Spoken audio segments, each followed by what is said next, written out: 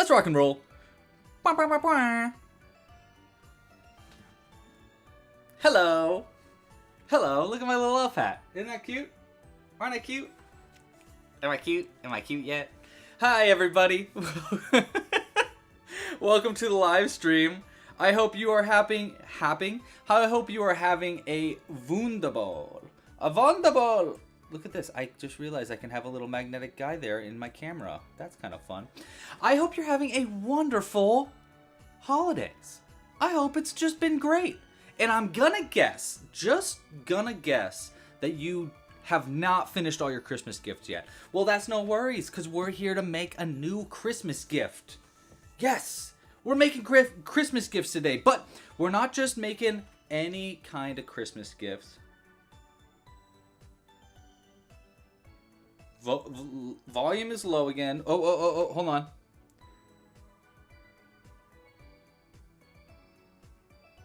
Okay, we don't need the little chat box on screen is what I have heard.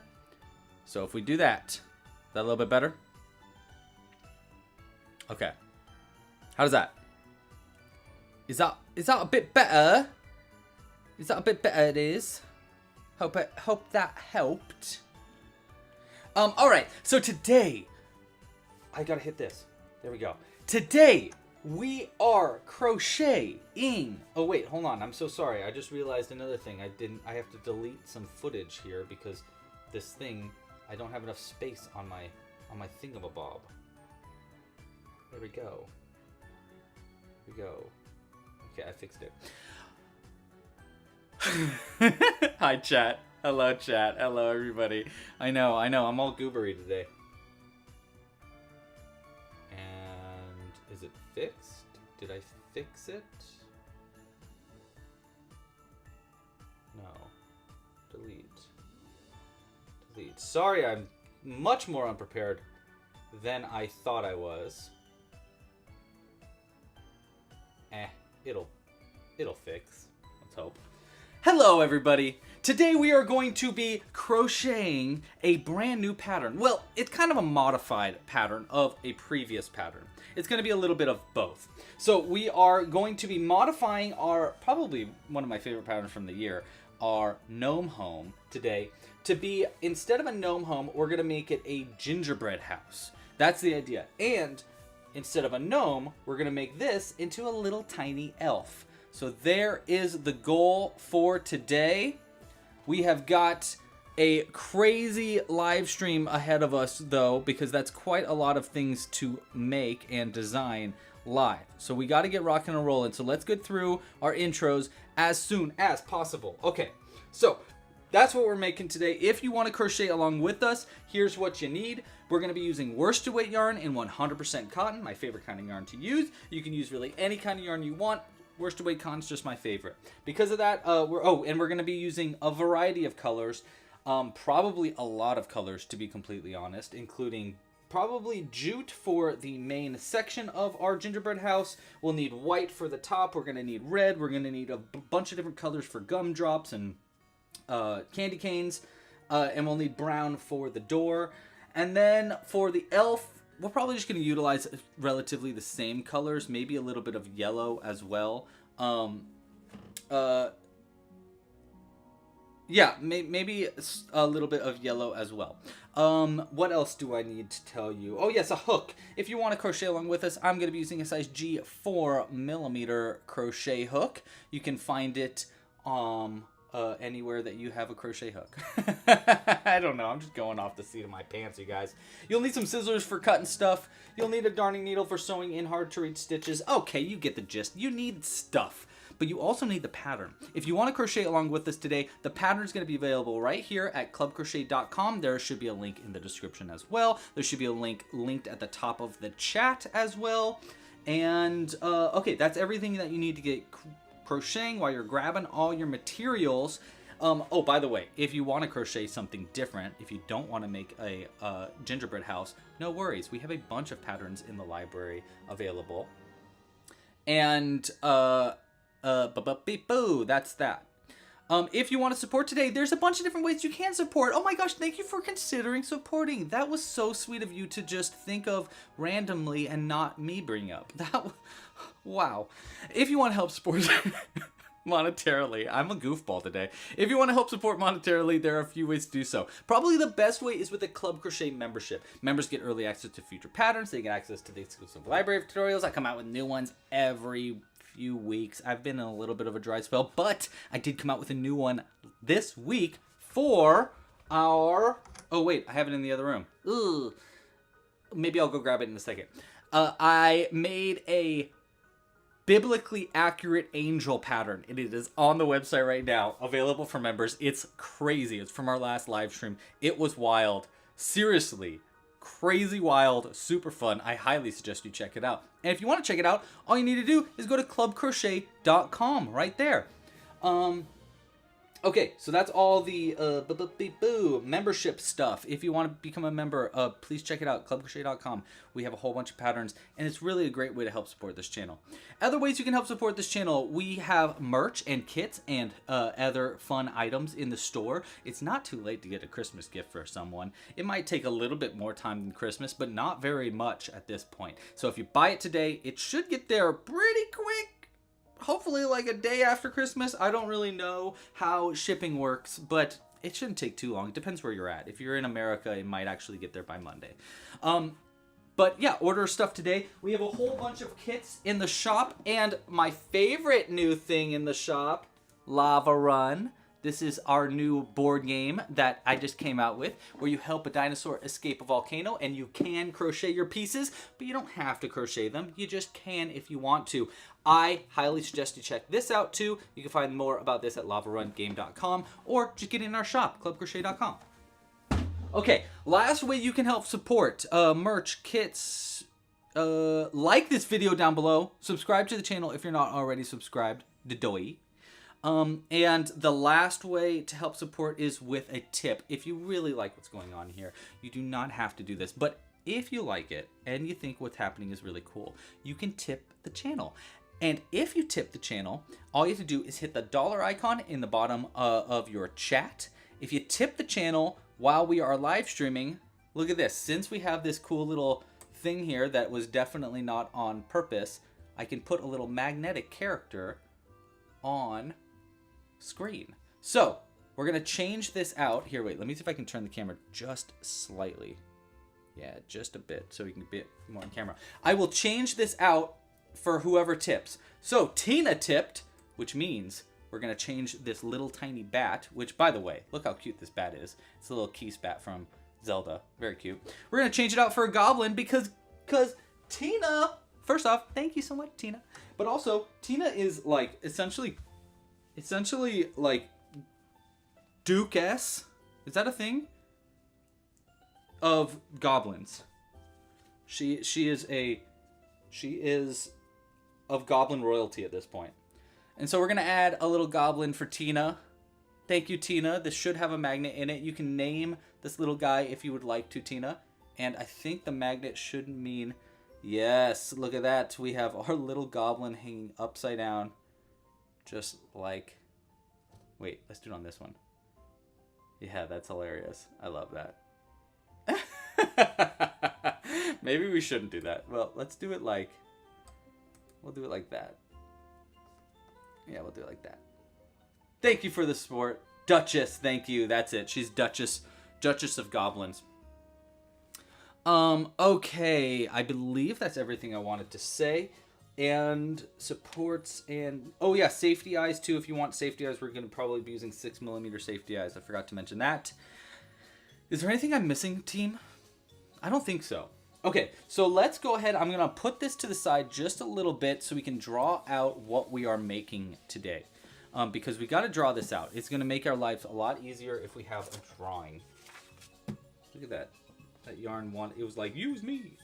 We are going to be making a gingerbread house, but we're working off of our gnome home pattern. So it's going to be starting with our gnome home, and then we want to just kind of essentially customize it into a gingerbread house. So let's go ahead and just start by drawing it out. Gnome home top is basically like that. We're going to do essentially like a big gumdrop on the top as our like chimney. Well, we actually might actually add a chimney, but there's this little top thing. And usually you can actually have it so it's like that instead. So we're going to do one of those as a gumdrop, and then we're going to cover the top layer in gumdrops too. So we'll put like a bunch of gumdrops along the top. Just because, you know, Gingerbread House. It right now it looks like mushroom top, but it's going to be colorful, and we'll do white for the top there. Instead of this layer on the side right here, instead of that, we're going to do a drippy border. Actually, we might do both. We might do this thing, and on top of that do a little drippy border, so it looks kind of like icicles but also frosting. So something like this, you know, kind of looks like a cupcake a little bit right now. That's all right. So we'll do something like that. I'm thinking, Lincoln. Sorry, 1 second. There we go. Okay, then we're gonna need the main body of our house. So that's gonna be relatively the same, like that, and like that. We'll go out, and then there'll be a little bottom section, just like this. Okay. Hold on. I just realized I can't see both chats at the same time. There we go. Now I can see both chats. Beautiful. It's beautiful, isn't it? Oh, it's beautiful. Okay. So that's our main body there. We're gonna need a door. Simple door. I think we'll do a curved door like that. We can also do like a hobbit hole door, you know, like a circle as a door instead if we wanted to. So we'll probably make that decision up later. I was thinking we could do a curved door like this, so we can make it into like, look like it's made out of chocolate. So we could do like just lines on it, like it's supposed to be a broken up piece of chocolate kind of thing. Maybe, no promises here, but we could maybe do little cubes like that in it. I don't know about that. That might be a little too extra. But, you know, just in case. Window. We need a window. And I'm thinking that for the window, we do like kind of a swirly, what's it called? Like peppermint? Something like that. Maybe one more like that. And then, you know, every other thingamabob here would be kind of like this. So it would be like a peppermint window. Starting to get candy, right? And then candy canes. I think we need 2 candy canes. I'm actually thinking we do like straight up and down candy canes, like they're kind of pillars on the house, kind of like that. Sort of like that, and then we make this into candy canes too. By the way, chat, I am open to suggestions here. I'm just making this up as I go. I was thinking about this slightly before this, but not that much, honestly. I was like, you know what? We will improvise this more to make it even more improvised. But I'm thinking something like that. And then we could do a chimney, an actual chimney. That could be kind of fun. We could also try doing a... There we go. We could also try doing like some more gumdrops right here as like little planters. Maybe we could do flowers for the gumdrops. I don't know. Maybe that's kind of weird.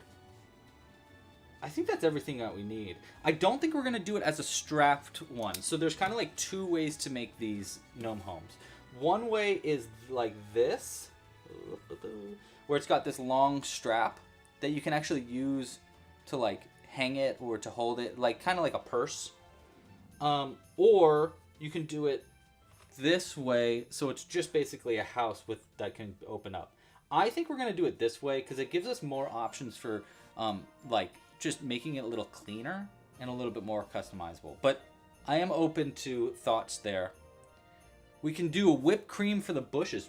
We could try doing whipped cream for the bushes. We also probably, actually this row right here, we probably should do in white.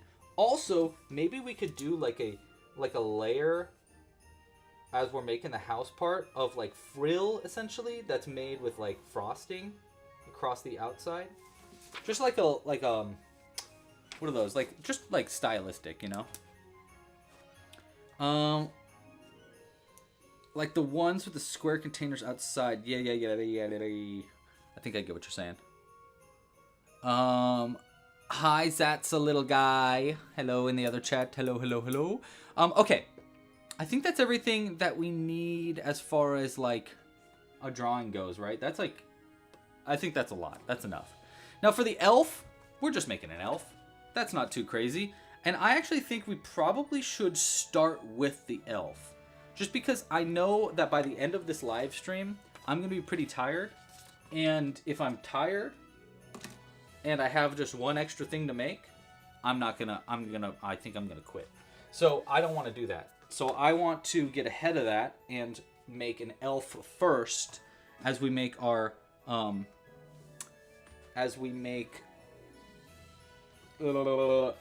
prepare our gingerbread house. I can speak.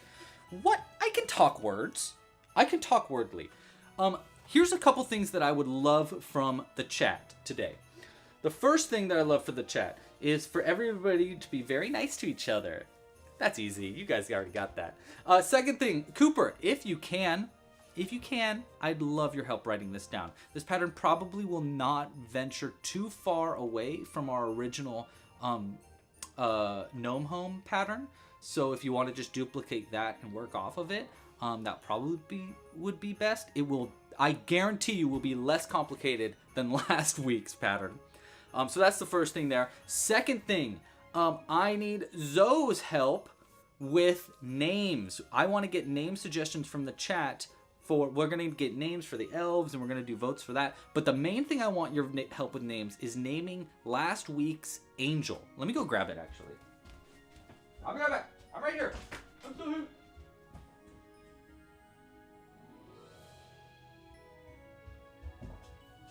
Okay.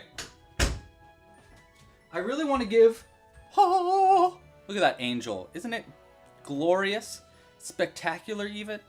So our angel from last week, I really want to give this one a name. So I was thinking maybe the chat could come up with some good name ideas, and then we could like vote on a name throughout this live stream. Because I don't know, I just realized after last week's live stream that we went so long and it was so difficult that I never actually got a name for our angel. So name suggestions in the chat, that would be cool, if you are able to. Okay. That's everything. I believe it is time. Let's get hooking! Alright. Here's what we need to get hooking today. We're gonna need... I want to do an elf that's essentially a gnome. So I'm gonna do it in green. And I'm thinking we do... So I'm looking for my dark green right now. There's some. I'm thinking we do dark green for the top. We do a little bit of... We do light green for the bottom. We do red for the pantaloons. Do I have a better red here? No, I guess not. Okay, that's fine. We do red for the pantaloons. We do, we'll do just jute for the skin tone just to make it easy. And we need yellow for some hair. I don't believe we need white. And I think that's that. Okay, so here's what we're going to do for an elf. Oh, wait, you know what? There's one other thing I really wanted. That's it. There it is. I knew it was here. Let's sew on this little... Can you hear it? There you go. You can hear it. It's a little tiny bell, and we'll sew this onto the top of our elf to give it even more of an elfy look. Okay, and then we're also going to need name suggestions on elves later on. And any thoughts you guys might have about what to do for our gingerbread house, I am all ears. Get it? Because I got ears on my hat. Okay, let's get crocheting. I think it'll start with a dark green. We'll do a dark green hat, and then a skin tone for the main part, light green for the t-shirt, red for the pants, and then the bell I think is really going to sell it that this is an elf. That's what I'm thinking. That is what we are thinking today. Ooh, interesting names. Scratch? Slinky? I'm liking those names from the chat. That's on the other chat. Unfortunately, we got a double chat situation going on. Chit chat, skit scat. We're gonna go and get started on that. All right, so I'm gonna try my best to explain this as we go, as far as our elf goes. Even though this is essentially the gnome pattern, but without the beard and stuff. So we're gonna start with a magic loop as we normally do, and I'm gonna do 6 single crochets into the center of the magic loop to get started there. So honestly, it's gonna be essentially the exact same, but in different colors. 1, 2, 3, 4, and no beard. 5 and 6. That'll be the end of round 1. Round 1 for the elves. For round 2, I'm gonna just single crochet into every stitch around. That's gonna be 6 single crochets around, just for round 2 of our little elf hat here. We're just gonna keep this one simple. And we're gonna talk to the chat as well. If you're watching us live, and you're in the chat, hello, hello, hello. If you're watching this after the fact, well, you should subscribe and hit the little bell icon and join our live streams. They're super fun. Okay, so that is going to be round 2. That's pretty good. And for round 3, we're going to increase up to 8 stitches around by doing 2 single crochets and then 1 increase repeated twice. To go from 6 to 8, as we do. Ooh, Rasputia is the name suggestion from Erica in the chat today. Interesting name. Is that the name suggestion for our angel from last week, or for this elf? I'm open to, honestly, either one. Either one could be a funny name. All right, I believe this is going to be the end of, oops, there you go. End of round 2, or sorry, round 3. Round 4, we're just going to do single crochets into every stitch around, so just 8 single crochets around. Yarniel, oh my gosh, that's such a good name for the angel, Kaylin. I love that. I do like Yarniel. All right, so 8 single crochets around for this round 4. There we go. All right, and I think that's essentially the length that I want for the hat for our elf. Let's go ahead. I'm gonna cut this tail end here. Wait, should I cut the tail end? You know what? I won't cut the tail end. We're gonna use it actually. Let's go ahead and utilize this tail end. We're gonna have it come out through the top like this. And that way we can use it later on. I've got a plan. I've got a strategy. We're thinking ahead here. We're going to use this later on to sew on our bell. So we'll sew this onto the top using our tail end. And then we'll use our other tail end from the very end to double knot together. Look at us. Look at us. That's called optimization. Optimization. Working in the front loops only for round 5. All of the front loops only. Okay, not both loops, not the back loop, the front loop only. We're going to single crochet 3 and then increase once. So 1.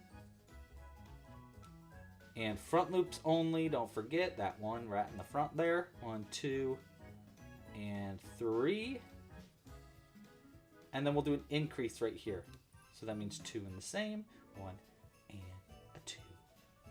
And then the plan is to do that twice. So let's do that once more.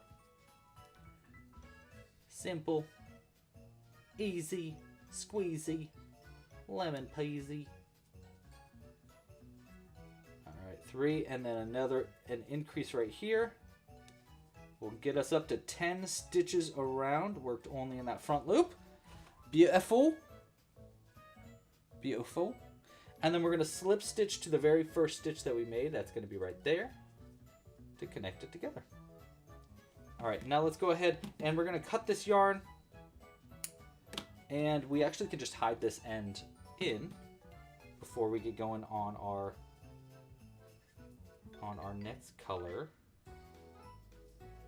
So I'm going to go into the back of that stitch, then into the top of this one, into some stitches on the inside there, and then all the way down to the bottom right there.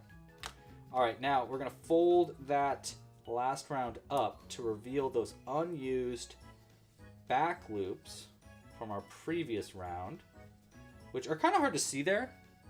You kind of see them. See this? Right there? That's our unused back loop. So what we're going to do now is I'm going to do a single crochet into all of those stitches using our jute. So we're going to change into our new color now. So we're going to go ahead and grab some of our jute. Should I do the elf's nose as like pointy, or should I do the elf's nose as like rounded like the gnomes? This is a very good question. So should it be like this? So this is the gnome's nose. That's it rounded? Or should it be more like this? That's our goblin's nose. You can see it's a little bit more pointed. What do you guys think? Pointy or rounded for the nose? I'm kind of pro rounded just because it's a little bit cuter and a little bit more of like a little button nose. But I don't know. I guess I'm open to thoughts. I am open to thoughts. I'm reading the chat as we go, by the way. But while we get your guys' opinions there, I'm not going to do it as a vote just because we need to make that decision right now. I'm going to count backwards from 10. So 1, 2, 3, 6, 7, 8, 9, 10, I believe. 1, 2, 3, 4, 5, 6, 7, 8, 9. That's only 9. Where am I missing one? Oh, right. Duh. It's only 8, actually, because of the... Yeah. I'm a goof. All right, so we should start from this stitch where this end is coming out of. We'll get our crochet hook into that stitch. Yeah, like that. And we're gonna pull, we're gonna make a loop in our jute yarn and yarn over, and we're gonna pull that through and then make a chain in that jute. Like that. Boop. And then I'm going to, we're gonna work into these unused back loops only from round 4, and we're going to do a single crochet into, we're going to do 3 single crochets to start. So right here, we're going to start 1. Oops, I want to work around that tail end as we go too. So let's take this tail end here, like that, and we'll single crochet around it. So we got 1 there, and then 2 is going to go here. That's pretty good. Pull that tail end a little tighter there. We can just let that tail end go now. And then we're going to do 3, which is going to be right here. Nice, so that's 1, 2, 3, and then we'll do an increase into the next stitch, but in between the increase, we want to make our ears. So in this next stitch, we're going to do 1 single crochet to start us off right there. And then we're going to do an ear, and for our ear, we're going to chain 3, 1, 2, and 3. We'll skip, I'm going to skip that first chain, and then we're going to work into the back loop of the second chain from the hooks right here. And we'll do a slip stitch in that first one, like that, and then I'll do a single crochet into the second back loop of our chain, and then I'll make our ear, and then we're going to work 1 more single crochet into the same stitch that we just worked into, like that, and that is going to be the first half of our little elf's head. Okay, now we want to add our second half, which is going to include the face part, which means that we need our nose suggestion. And looks like Takoyaki in the chat said rounded nose. I think that's the only person that really said that had much of an opinion there. So we're going to go with it, because I kind of agree. I think I agree. I think a rounded nose is the right way to go. So we're going to go 1 single crochet into our first stitch here, and then our rounded nose. For a rounded nose, we're basically doing a bump. So for a bump, we're going to yarn over, into the stitch and yarn over and pull it through, then yarn over and pull through 2, 1, 2, and then we're going to do that same thing 1 more time. Yarn over into that same stitch, yarn over and pull it through, yarn over, pull through 2, and yarn over and pull through all the loops to finish that little nose up. About it cute. I also love that the hat kind of is folded up. Normally I fold that hat back down after these rounds, but I think we're going to probably keep it folded up for this pattern. We'll see. All right, next up, we want to do, we did our nose there. Now we want to do 1 single crochet after our nose into that back bump. And then we want to do that little increased stitch with the ear in between into the next stitch. So we'll do 1 single crochet, and then we're going to do an ear by chaining 3, skipping our first chain, slip stitching into the next one here, and then single crocheting into that last stitch here, and then 1 more single crochet into our same stitch right here to make that an increase, and that'll finish up that round. That would be round 6 if you are following the written instructions of the gnome pattern or this elf pattern that I probably have come out with by now. Okay, so that's going to be the end of that row. Now, Kaylin had a quick question in the chat. They said, why do my ears end up so teeny tiny? That is a great question. I don't know. Maybe there's a couple things that you could be doing. It could be that you're crocheting a little too tightly, or it could be that you just need to make these ears a little bit bigger. And if you want to make these ears bigger, Kaylin, I would change it. I would chain, instead of chaining 3, I would chain 4, skip that first slip stitch, or skip that first chain, slip stitch into the second, and then single crochet into the next 2. And that'll make your ear just 1 stitch longer. It might look a little bit better. Honestly, it might look really cute in general to do that, whether or not you're having a tiny ear problem. That could actually help a lot. Okay. This elf looks like me? Well, ain't that just the way? Look at that. It kind of does. Okay, now we're on round 7 of our little elf guy, and that's just going to be to single crochet into all the stitches and try to avoid the ears. We're going to keep the ears on the outside of our piece this time. Okay. So once you get to an ear here, I'm going to pull my loop out, pull the ear over, and skip the ear and work into the single crochet instead.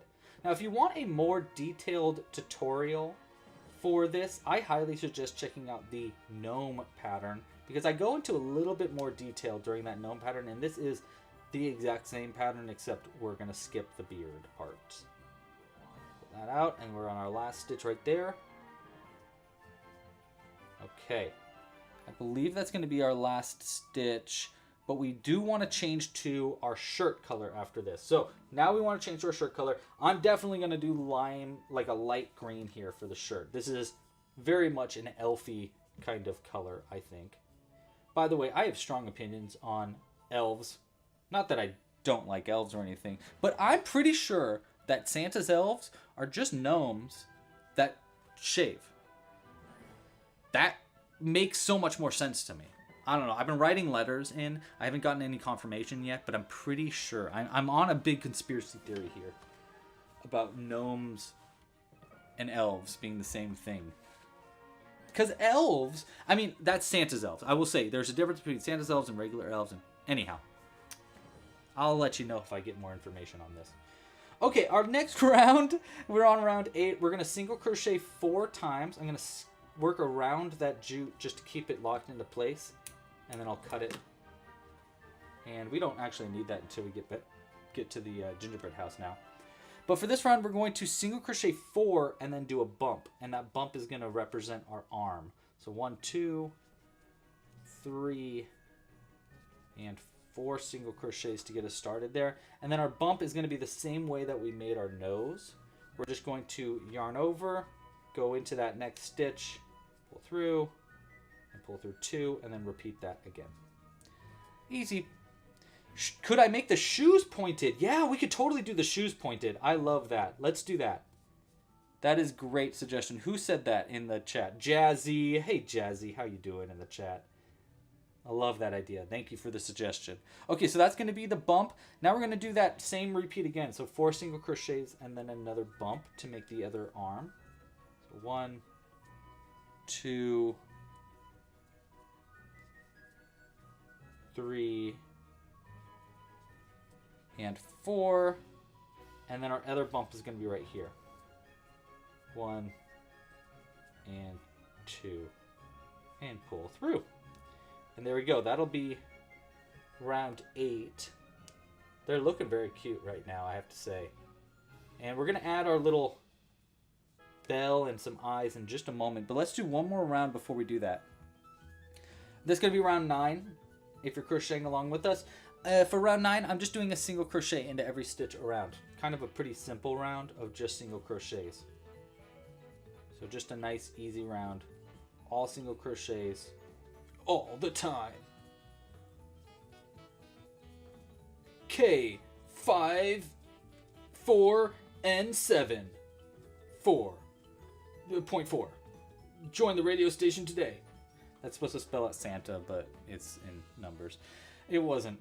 Listen, I can't make really good jokes and crochet at the same time. Sometimes it's hard to do. Okay, I'm sorry.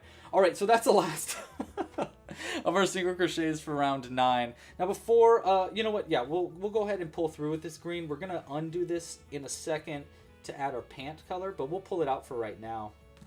We'll come to the pants in a second. But before we do that, let's add some eyes and maybe our little bell at the top as well. So let's go ahead and let's start with the eyes. I'm using 6mm safety eyes today, just because they're a little bit, they're like kind of the perfect size for what we're working with here. These are little locking backs as well. There we go. Oops. All right. Yes, you can ask for advice. We do have a Discord channel, actually. You can find it at clubcrochet.com/Discord. There should be a link in the description as well. For the eyes, I'm going to go, I think it's just one stitch. Yeah, it's one stitch away on either side of the nose. So here's our little nose. So our one stitch away will be right like that. There we go. Let's get a little closer. Like that for our first stitch. And then the other one's going to be one stitch away on the other side, which I guess will be right there. Yeah, that looks good, right? I like that. I like that. I think that's good. And then I'm just going to use our little locker here. We're going to lock these eyes in the inside. There we go. And I've had a decent amount of coffee. I've only had one. I'm just excited, Zoe. Sorry. Sorry for being excited. You want me to be fine? Let's continue the live stream talking like Eeyore. Oh, bother. Next stitch. Hold on, I can get this eye. There we go. Next thing you want to do is we're going to add our bell on the top. All right, for the bell, I can't keep talking like that. It's unnatural for me. We're gonna I'm gonna like spin this end at the top that came out the top there. And we're gonna go right through inside of that. If I can get all of the threads through it. Come on. Here we go. All them threads. And now we got a cute little bell. I think this bell is a great idea.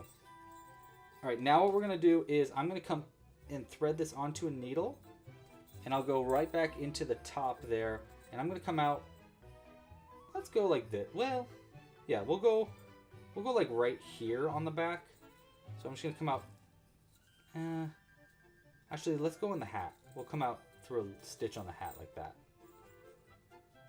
Yeah, nice. Hopefully this bell doesn't prevent us from entering our gingerbread house later. Hopefully it doesn't make it too tall. We'll find out.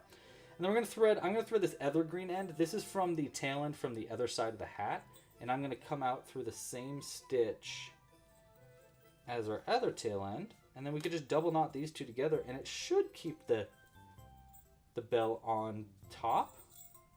I'll just double knot it nice and tight, and then send a letter to Santa and wish for the bell knot to come off this Christmas. Okay, we're gonna cut that close, and then I'm gonna take the end of my scissors here, and we'll just go ahead and tuck that in there. There we go. Now we got a bell.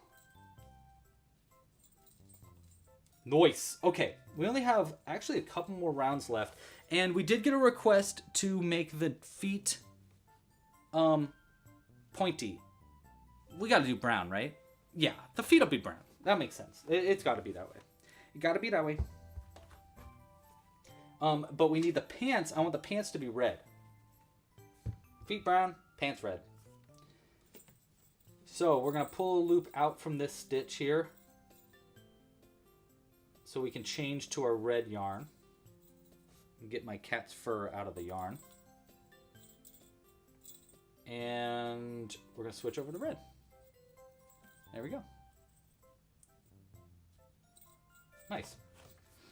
Okay. All right. Where are we at? Cool. Okay, so next up we're going to do our last round here. Or, sorry, we got 2 more rounds, technically. It's kind of like barely 2 rounds, though. We're going to do 5 stitches in our red here. And then we're going to change to our brown just for the feet. So that's the plan. Move that over. I'll crochet around our green just to get 1 stitch over. That. That's pretty good. And we'll go ahead and tuck these little ends in the inside too. And we wanted 5 in red. 1, 2. Get that thread out of there. Get out of there, thread. What are you even thinking? You don't even go here. There's 1, 2, 3. We'll go 4, and then here's 5. Before I finish the 5th one, though, we want to pull through with our brown yarn, since we want to do our feet in different color, and we're going to do these pointed, if we can. I don't know how good these are going to look pointed, but we're going to try it. This is for whoever requested it. We pull through with our brown, and we're going to do our pointed shoes by doing a bump with a chain 2 between it. So we're going to yarn over and go into the next stitch, yarn over and pull through, then yarn over and pull through 2 to start that. And then I'm going to chain 2 with all the yarn still on there. Here, I'll get a little closer for you. Chain 2, we're going to 1 and 2. And then once I chain 2, I'm going to pull that nice and tight to create a point. And then I'm going to do 1 more of that like double crochet half into the stitch. So we're going to yarn over, go into the stitch, yarn over and pull that through, then yarn over and pull through 2, 1 and 2. And then we're going to switch back to our red yarn and finish up by pulling through all those loops.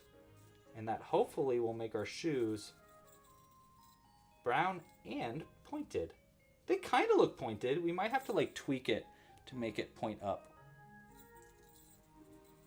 Oh, you think we should have done the shoes in the same green as the hat? Well, too little, too late. All right. Next up, we did our bump. We're going to do 3 single crochets between feet. So we'll go 1 there. I'll just work around the brown as we do these 3 stitches. So 1, 2, and 3. And then we're going to switch back over to our brown to do our last shoe in brown yarn. Yeah, and we'll pull through with red to finish this stitch up. We're going to do this other shoe the exact same way, where I'll do a half of a double crochet, chain 2, then another half of a double crochet into the same stitch, and then yarn over. Oh wait, we want to yarn over in red and pull through all the stitches in red. Pretty good. Okay. And then for our very last few stitches, did that really make the shoes pointy is the question. I mean, kinda. They did a little bit. It kinda added a little bit of a point. Probably have to tweak it later on. For our last few stitches, we're going to do 1 invisible decrease. And I'm going to work around our brown as I do this last stitches. 1 invisible decrease, worked around the brown. 1 single crochet. And I think that's enough for working around the brown yarn. So we'll cut that close. There we go. And then 1 more invisible decrease. We'll finish up. Oops. We'll finish up our elf here. And then we can cut the yarn. You don't need a very long end. This is just going to be for sewing it closed. We'll just pull it all the way through. Boop. There we go. Okay, so there's the main part of our elf. We do need to add hair. But you know what? We're going to go ahead and sew closed, and then we can add our little bit of hair, I think. Yeah, we're going to do it that way. So we're going to stuff it just an itty bitty bit amount. We'll just use our extra threads to stuff it. And then we'll sew it closed. Oh, did you hear that sneeze? That was my cat. No, the feet were actually, you can probably just repeat Cooper. If you look at the goblin pattern, the feet were made exactly how the goblin's nose is made. So if you want to write it down, that is going to be how it's written down. And actually, it probably would be helpful if you could write that in the chat on how I actually said that in that pattern. That might help me out. Okay, I'm just gonna stuff it up just a little bit. Just a wee bit of stuffing. Just a wee bit of stuffing. So, what, elves? I would say Christmas elves, gnomes, and leprechauns all are in the same kind of like little cute guy category. I don't know. I'm just saying maybe they're all the same, but from different places. All right, we're gonna thread this on our needle, and I'm just gonna sew this closed by going into the front loops of each stitch. I'm gonna go out the front loop of the first stitch, and then, or in the front loop of the first stitch, out the front loop of the next stitch like that.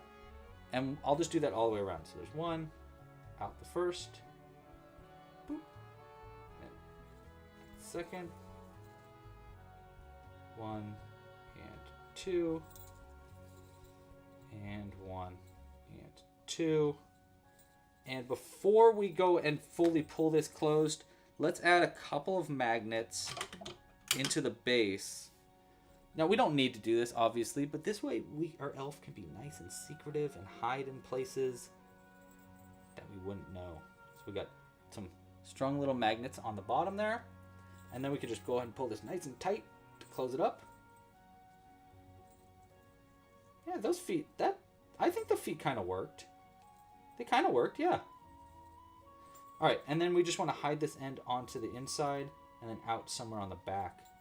I think one thing I could do if I was making another elf is I might pull that loop through before changing to brown. I might pull the first loop through red so it doesn't have these little lines at the bottom. So there's just a little tip on the next time that we do this. We'll just pull that loop out from the back, and I'll cut it nice and close. It should stay sewn closed. Like that. And there's our elf basically done. But we're going to get a little extra before we start on our gingerbread house, and we're going to add just a itty bit amount of hair. Now, not much. I just want to add like a fun little cute hairdo at the top, you know, like what's the elf from that Christmas movie? I can't remember what that elf's name is. Anybody remember that elf? We're going to thread this to yellow yarn. Throw that on our needle.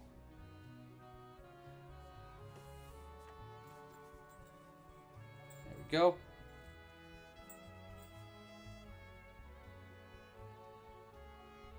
Yes, that was it, Cooper. I will say that out loud in just a second. I'm going to come out through the back somewhere. And then out through the top of the nose there. And then I'm just going to go, I'll just go a few stitches over like this. Actually, I might go all the way around, actually. Is that crazy? Will this look right if I go all the way around and then back in and double knot to this end? Will this look right? Let's find out.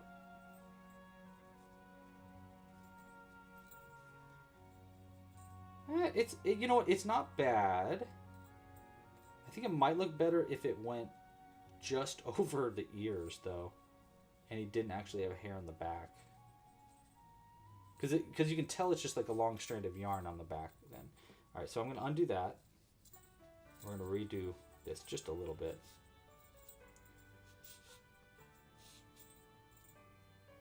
Oh, I don't know what happened there.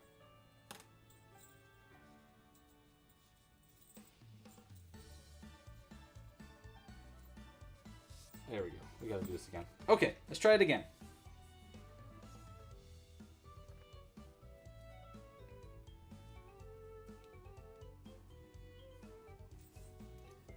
in through the back, out through the nose. Jingle and Brother Jangle. I love that. Jingle. Jingle's a great name. In through, I'll go through this stitch here, and then we'll come back out through the nose. Yeah, I think that's going to be a little bit better. And then we'll go back around. And we might do this a few times, actually. And then in through the same stitch. Let's do one more time for both sides to give it a little bit more thickness to the hair. That. I think that's going to be good. Like that, right? He's got definitely an elfy look to him. We'll go to that stitch, and then we're going to double it up one more time on the opposite side to finish our elf up.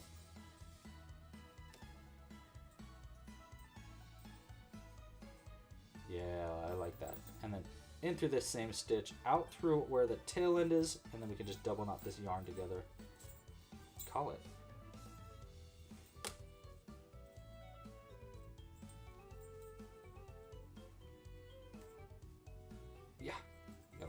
Poke his little feety out.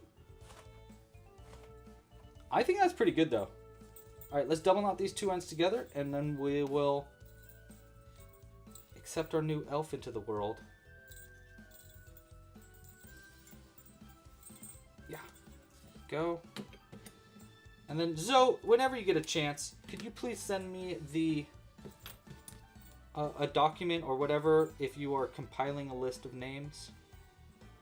If you're not, that's whatever. We will figure it out. Okay. There we go.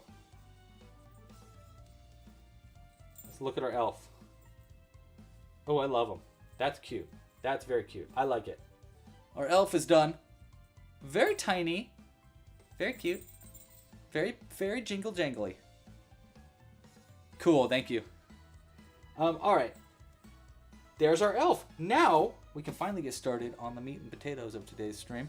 Let's go ahead. We'll put the elf right here in the background. Sit. Stay. Oh, we might have a problem with these pointy toes. They do tend to give our elf a bit of a... Oh, there we go. I fixed it. I fixed it. He just needed a little coaxing.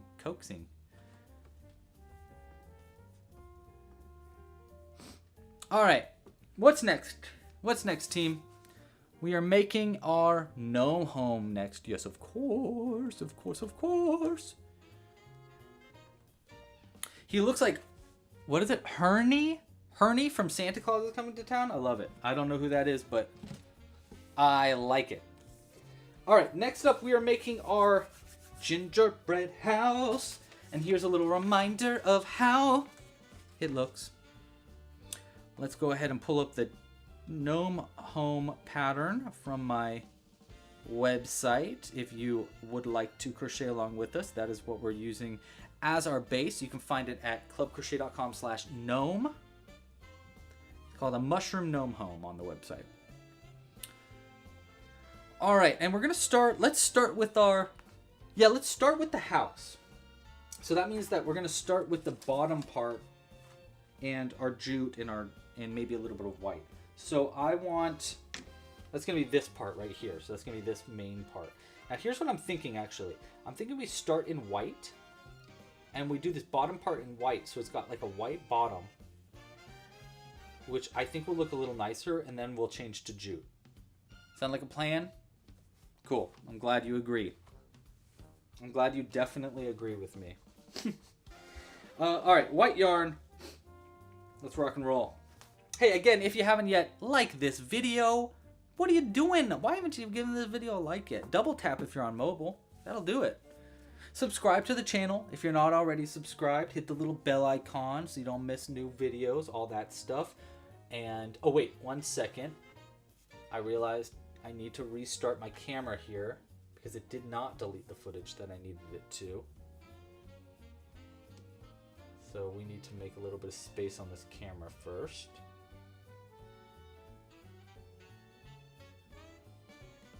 There we go.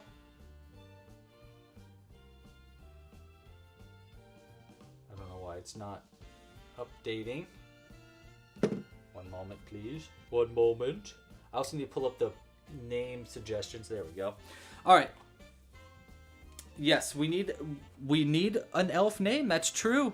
You are right, Tina. Tina is correct about elf name suggestions. All right. We're going to be making our gnome home next.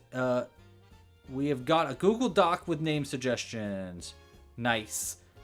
Ooh, okay. So we got our name suggestions so far, and I'm open to more name suggestions. We don't need to do the vote just yet for the for our elf name.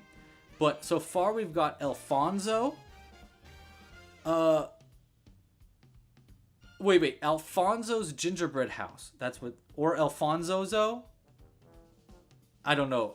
I like Alfonso, though. We've got Jingle and Jangle. We've got Hermie. I kind of like Hermie. We've got Pickles. Someone suggested Spark. And someone suggested Jasper. And someone suggested Gizmo. All great name suggestions. I'll wait for a few more names to come through before we vote on the name. In the meantime, let's get started on our gingerbread house. So I'm going to start with the house section itself, and we're going to start with our white yarn. We're going to do a magic loop right there. There we go.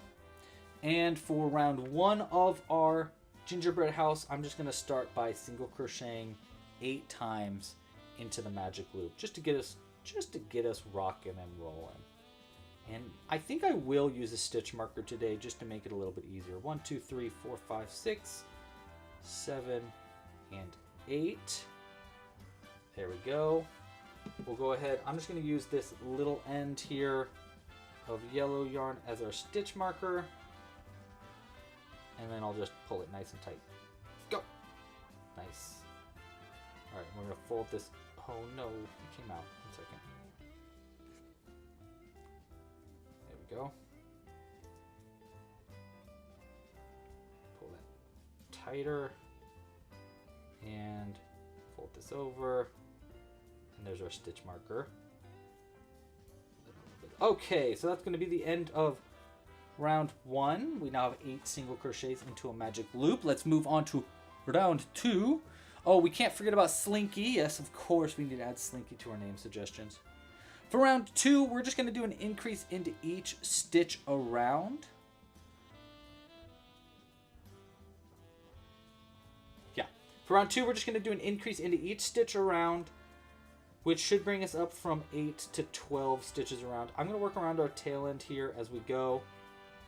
And like it says in the gnome home pattern, which is kind of the base of this pattern, if you want to work into the front loops only for the 1st and 5th increase of round 2, you can make it a little bit more easy to add the chimney later on. So maybe we should have done that. You know what, let's go ahead and do that because we are adding a chimney. So let's do that. Let me do that part again. Okay. For round 2, we're going to increase into each stitch around. For the first stitch, though, we're going to work only in that front loop. And that's because we want to leave that back loop open to attach our chimney later. There we go. And now we're going to do the next few stitches in both loops, but we're still working an increase in each stitch around.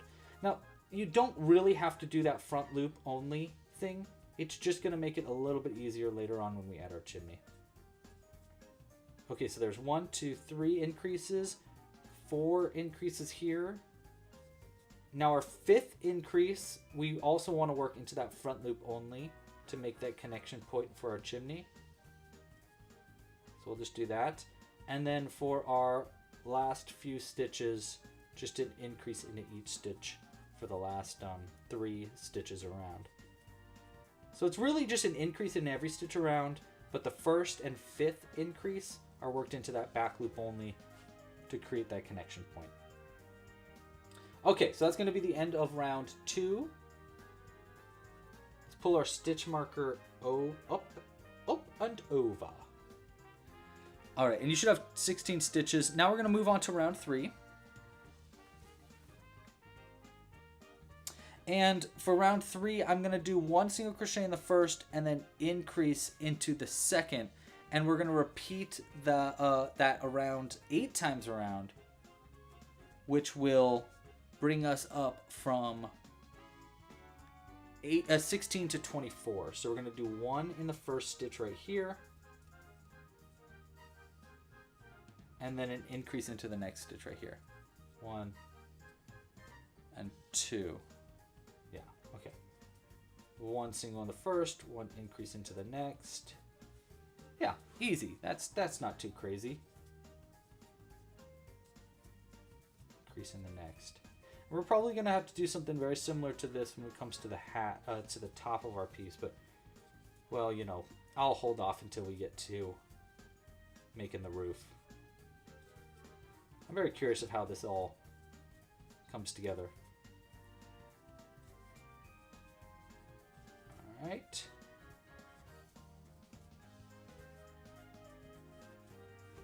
Okay, 1 more of these repeats. 1 single crochet, 1 increase, and there we go. We should have 24 stitches around. Pull our stitch marker up, and that'll be the end of round, what's that, round 3. Okay, for round 4 is where we're going to create our like base that keeps our house standing upright. We're going to work a slip stitch, working in the front loops only of all the stitches around. I think that makes a lot of sense to me. We're going to go into this front loop only, the one closest to us right here, and I'm just going to do a slip stitch into all those stitches. This is going to create like a little border for us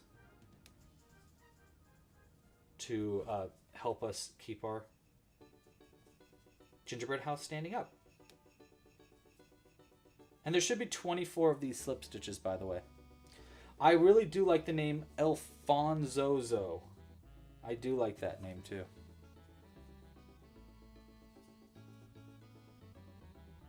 And then I also like Enzo as well, actually. Have we already made an Alfonso? It sounds familiar. It does kind of sound familiar, huh? I mean, I won't lie. This isn't the first. That wasn't the first elf we've made on this live stream, but it was the first tiny elf we've made. Prior, we've made big elves like this guy. He might be named Alfonso, for all I know. I am bad with names in general, but I'm especially bad with, well, actually, I'm actually usually pretty good with the names of my critters and creatures that I crochet.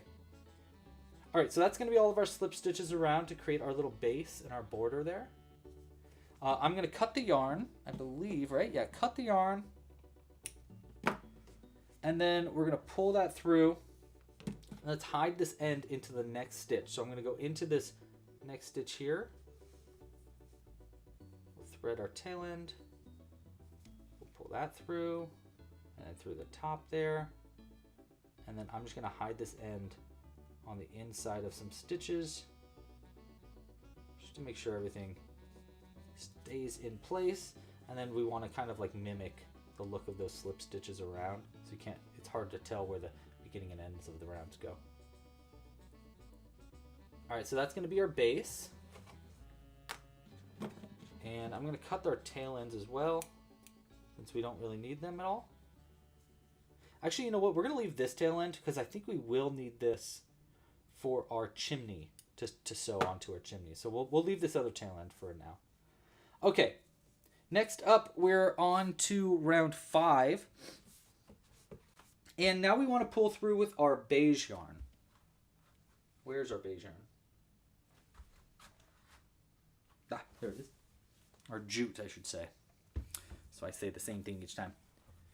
I think our music ended. Let's get another round of tunes going.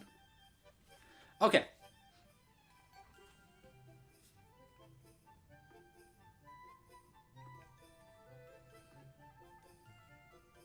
All right. We're going to pull a loop through. We're going to make a little loop of our beige yarn here. I'm going to pull it through the end of our first unused back loop only from round 3. And I'm going to count backwards actually just to make sure we get into the first one because there was 24 around. So that's 1, 2, 3, 4, 5, 6, 7, 8, 9, 10. Just to keep track of where I'm at. It's 10, 11, 12, 13, 14, 15, 16, 17, 18, 19, 20, 21, 22, 23, 24. Okay, so this is our 24th stitch. And I'm going to go into that first unused back loop, take our little yarn here, pull that loop through that unused back loop, and we'll create a chain like that. And then now for this round, for round 5 here, we're going to start in the same stitch we just pulled through, and we're going to work into each unused back loop only around. We're going to do 5 single crochets and then 1 increase 4 times, repeating that 4 times around. So that's our stitch count here. So 1 single crochet into this first one, and then keep doing that around. So 2 into the next one, our 3rd single crochet into the 3rd one, and I think we'll do a couple more stitches, 4th and 5th. So we'll do our first 5 stitches worked around this tail end, and then I can just cut that nice and close. We don't need that. Get out of town. All right, now we're going to do 1, 2, 3, 4, 5, and then an increase right here. So 2 in the same stitch, and then we'll repeat that 4 times around. So 5 and then an increase. 1, 2, 3, 4, 5, and then our increase right here. 1 and 2. All right, and I think that's going to bring our stitch count up 4 stitches. So we should go from 24 to 28, I believe, by the end of this round. 3, 4, 5, and then our increase. Okay, last repeat here. 1, 2, 3, 4, and 5, and then our increase right here. 1 and 2. We'll keep our stitch marker on the outside there, but that's going to be the end of round 5. See it coming together? Okay, now before we continue on to round 6, we're going to be doing like 6 rounds of single crochets essentially. But our next round, we do want to add gumdrop little, I want to add 2 gumdrop like planters. I think that'd be a good idea. Love the name Zach Elfron from P. Great name suggestion from the chat. And we need coffee before we get going. All right, let me look at our name suggestions for elves.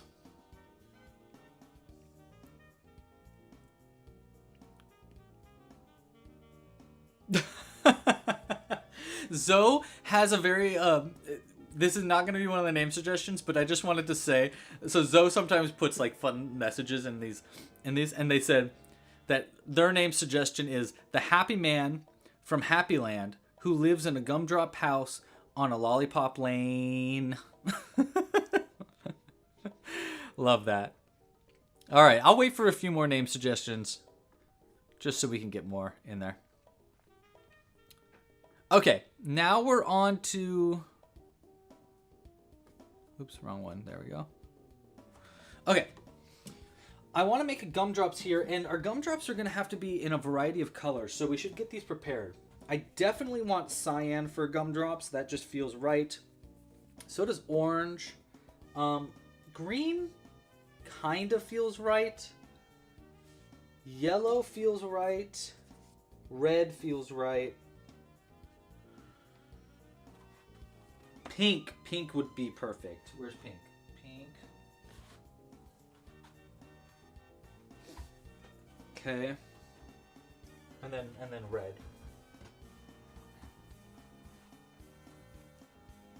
So I'm thinking for our, because red is going to be used, I think we save red for 2 places. Red should be used in the top for sure as like a little cherry. And the candy cane stuff. So because there's going to be a lot of red already, let's kind of try to not put too much red into the gumdrops. So there's our first thing. Good. That covers that. So we'll throw red to the side for right now. For the gumdrops though, I mean, cyan is like a necessity, I think. So should be blue, actually. Blue would be really nice also. But we can't use them too close together to each other. What is the most, chat, what is the most gumdrop colors? Most gumdrop colors, go. Oh, what about purple? Would purple be good? Or is that, does that feel gumdroppy? Green gumdrop, says Kaylin. Maybe like a teal? Or do you feel like green? I don't know why, I just don't feel green for gumdrops. I'm starting to feel teal. For our little gumdrops. At the very least at the bottom of the door. Okay, I'm trying to imagine, because they're going to be next to these candy cane, what's it called? Things that hold up a house. Supports. Yellow. Brush says yellow. I think yellow actually is right. I think yellow and pink, yeah. Let's do yellow pink. I like that idea. Yellow pink, and I think yellow and pink will go well next to the brown of the door, next to the red and white of the candy canes. I like that. Okay, so we're gonna go with pink and yellow for the door gumdrops. The other gumdrops will all be on the top, and we'll go freaking crazy with it. We're gonna go wild with it. Wow. Okay. This is how I normally talk. Did you know? I put on a different voice just for the live stream. But in real life, Louie talks like this. That's not true. That's not even probably true. Okay, next round. We're on round 6. Now round 6 normally is just a single crochet into every stitch around, but we're going to use half color chain. Well, we don't even need half color chains. We're going to use mini bobble stitches in stitches 11 and 19 of this round to add our little gumdrops. So stitches 11 and 19 are going to be gumdrops. We're going to start by just doing single crochets though. 1, 2, 3, 4,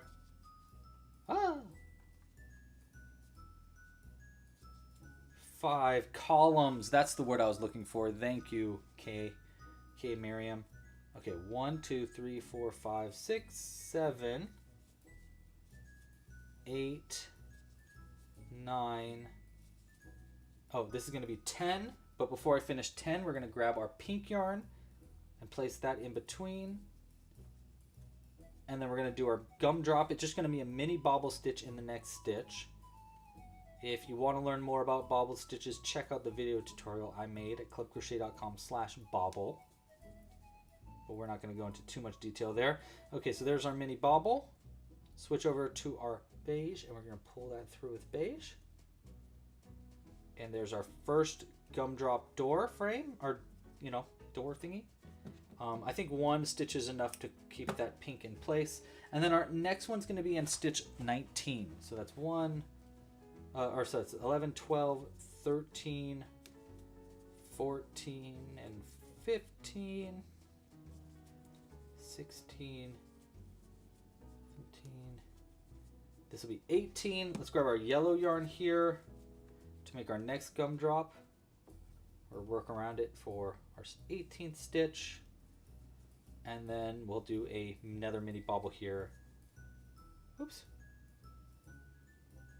Like that. 1, 2, and 3.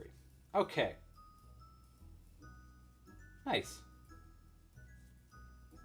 Yeah, that's a good, I think this is a good start. And we'll do 1 single crochet into the next stitch to lock that yellow yarn in place. Throw that to the side, and then we'll finish this round up with just single crochets. And then we've actually got a little bit of a break now. It's going to be all single crochets for another few rounds. So let's go ahead and finish these last 2 stitches up. 1 and 2. Okay, so that's going to be the end of round 6. Let's take a gander. Looks pretty good, right? You can see those gumdrops starting to form. Right? We liking it? I like it. And I like that we did the base in white too. Kind of adds just a little bit of something to it. Now a couple things I want to think about before I continue on in our rounds of increasing here is I know I want to add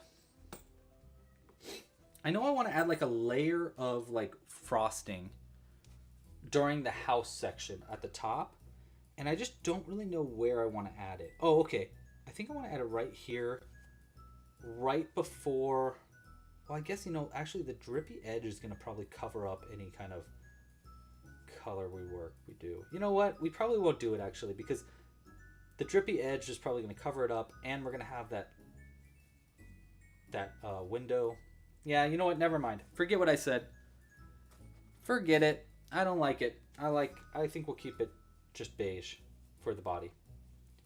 Just to keep everything more simplified, since we're going to be adding a lot of pieces onto it. Okay, so now we have rounds 7 through 11. That's 5 more rounds of just single crochets. So let's just hang out and make some single crochets.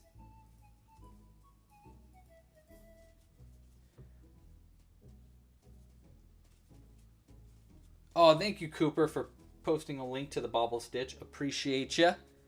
Appreciate ya. Oh my gosh, Cooper's on both chats doing that too. You rock, dude. You guys are so... Another shout out to our moderators today. Big shout outs to Cooper and Zoe. You guys rock. Thank you for being here. Thank you for the help. I really appreciate you. Cool. I'm glad you agree about the frosting part too. I just think we should avoid getting it too busy to give us more opportunities for adding details later. I'm also trying to wonder what we could do for the door, like the handle of the door. Normally I do a button. Oh, what if we use like a bead? A bead could be really good for the door handle actually. Because that way it could be like, my thought was I want something that's different. You know what I mean? I want something that's like different than crochet, so it looks like a tactile difference. But I didn't want it to be too like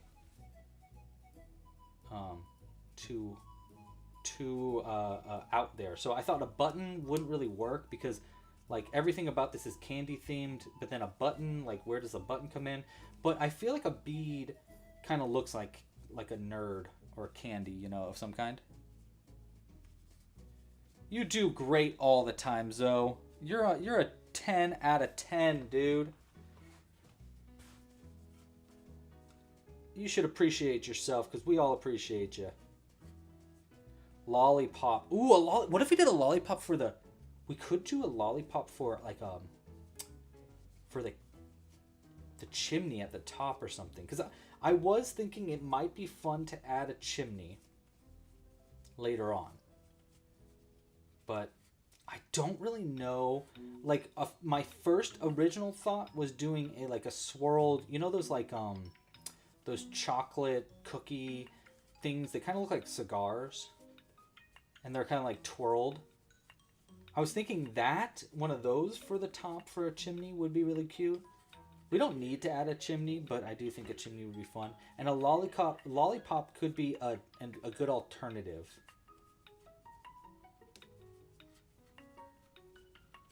I think it could be a good alternative there.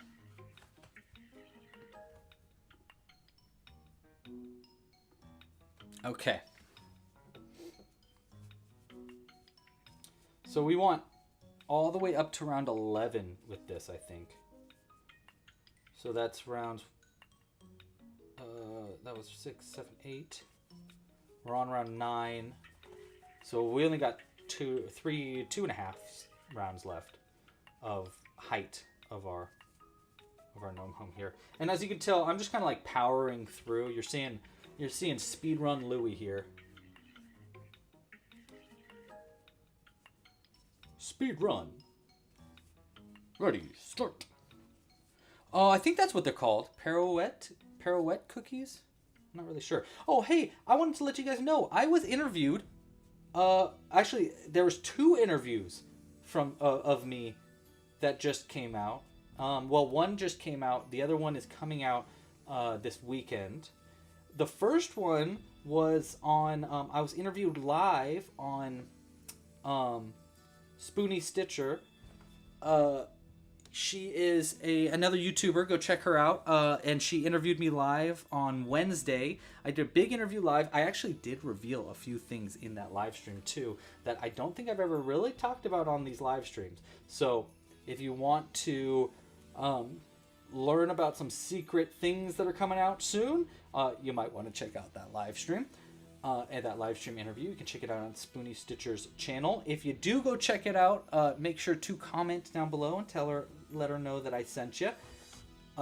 She actually has an annual pass of our memberships, which is actually not an offering we really have anymore, but it was basically an offering that gave you 4 seasonal kits and a special bonus gift. And so she had some questions about the bonus gift, which ended up leading to some reveals of some future plans that I have for 2026. So you might like it if you're a fan of this channel.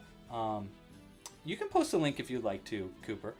And then the other one that we got, that we were interviewed on, I say we, like I'm talking about us in the third person. It was me. The other one that I got interviewed on was actually a French podcast called Crochet au Vous, Auvous. It is in French. I do not speak in French in it. They did a voiceover of me for French.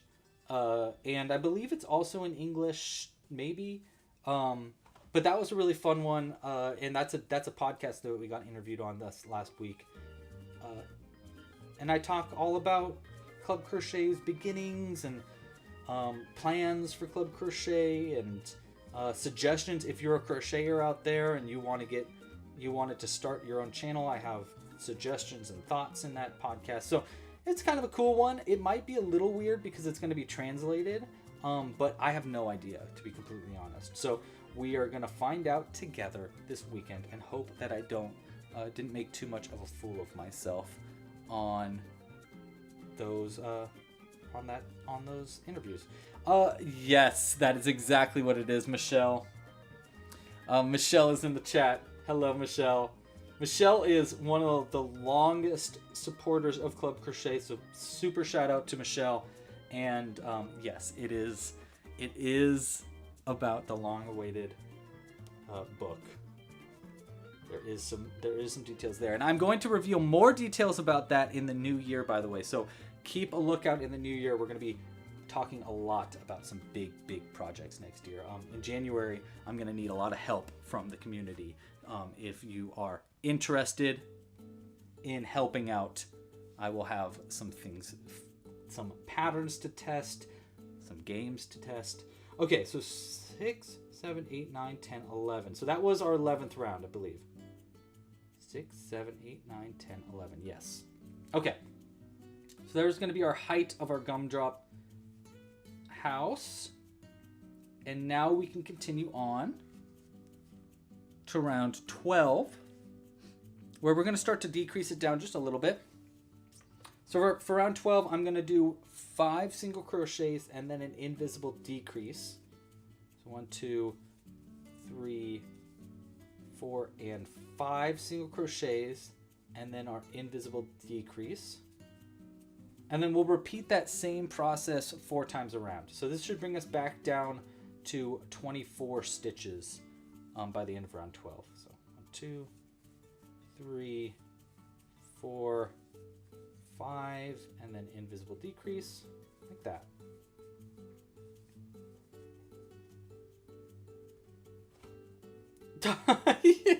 You are a little sweetie pea. You're a sweetie pea. 1, 2, 3, 4, 5, and then invisible decrease. Thank you, Peace of Mind. That was really sweet of you. I got some fan mail yesterday or today. So I posted that angel pattern on Reddit. 1, 2, 3, 4, 5, and then invisible decrease. You know what? Let me talk to you about it in just a moment. All right, so that's going to be the end of round 12 for 24 stitches around. You can see it's really starting to come together.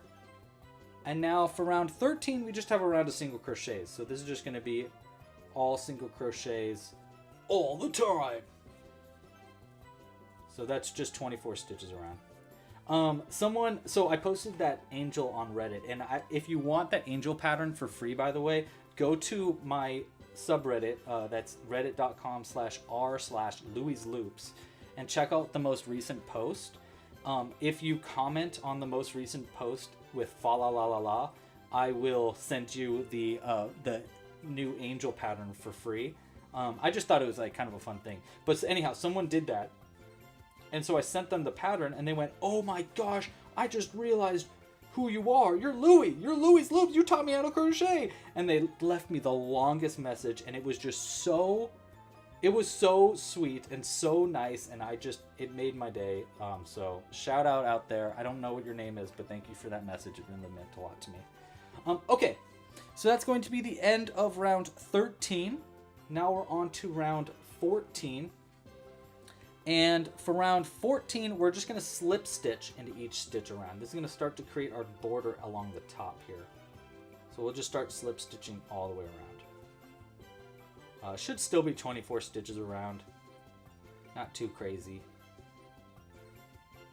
And slip stitches are pretty easy too, so this round should just be a breeze. It should just be a breeze. I hope Christmas is going well for you. I don't know if you have finished all of your Christmas gifts this year, but I know I have not, and I have a lot more work to do. I still need to figure out what the heck I'm gonna make for my mom and my dad. I got works to do. I got lots of crocheting to make. All right, so that's gonna be the end of round 14 of all of our slip stitches around. That's going to be the last round of our house part of our pattern. We're going to be doing another round of slip stitches all the way around, but this time we're going to work only into the front loops, so the loops closest to you. This is a little bit hard to do in this round, but it's going to be right there, right like that. We're going to go into that front loop. And the reason we want to do that is this is going to create a lip at the top, which will help hold on the roof. So we're just going to go into that front loop only and do a slip stitch all the way around. Pretty easy. But yes, I need to figure out some Christmas gifts still. And I still need to write some letters to Santa. Do you think Santa still gets letters? Maybe I should just email him. It's just Santa@gmail.com? Is that Santa? My gosh, if Google doesn't already do this, this would be really funny if they had like an AI Santa that you could email. Now, I don't like that idea, but I kind of do like that idea. That might be kind of fun. I don't know. What do you think? Is that too weird? Maybe that's a little weird. Dude, you're so sweet. I agree though, this is one of the best communities on the internet. We should have gotten nominated for a Yarny, but I forgot to tell everybody to nominate me for a Yarny. So instead, it was more of a popularity contest, and I should have asked people, but I didn't, because I always feel awkward asking people to nominate me for things. But oh well, next year maybe. Okay, so that's going to be the end of round 15 there, and we can cut the yarn, and we'll just hide this end, pull the loop out. We're going to hide this end into the next stitch over, which is going to be right there.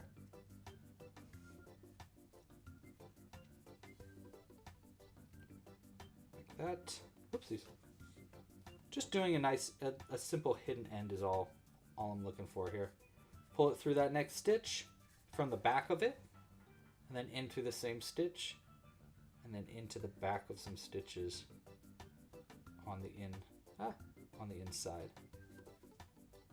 Like, there we go. Like that.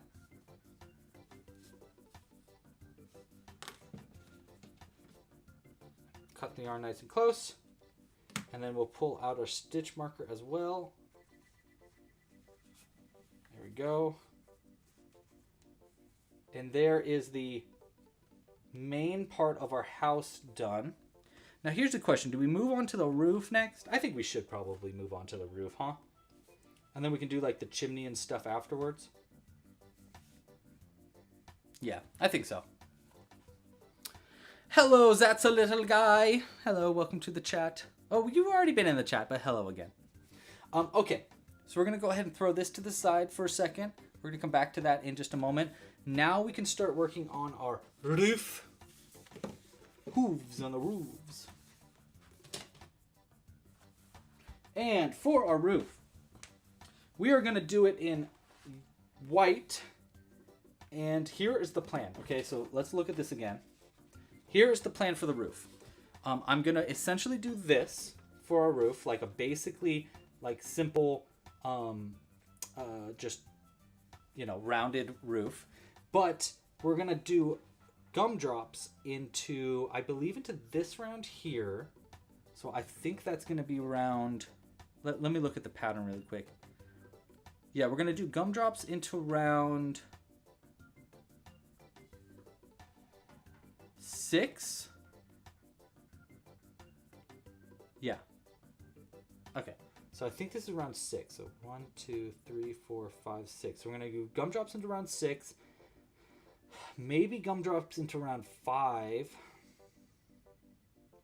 No, we'll probably do 6, 4, and 2. We'll do gumdrops into those rounds. So that way they're kind of like separated by a round of normal stitches. That way we have like some gumdrops, but we're not like overdoing it with gumdrops. That's what I'm worried about. I don't want to like, oh my gosh, that's far too many gumdrops, my friend. Is there such a thing? Is there such a thing? What are sugar plums? Chat, what's a sugar plum? Let me know. I need to know. What's a sugar plum? All right. So we're going to do rounds 1 like normal. 2, we're going to do, I think we'll do 6. Probably.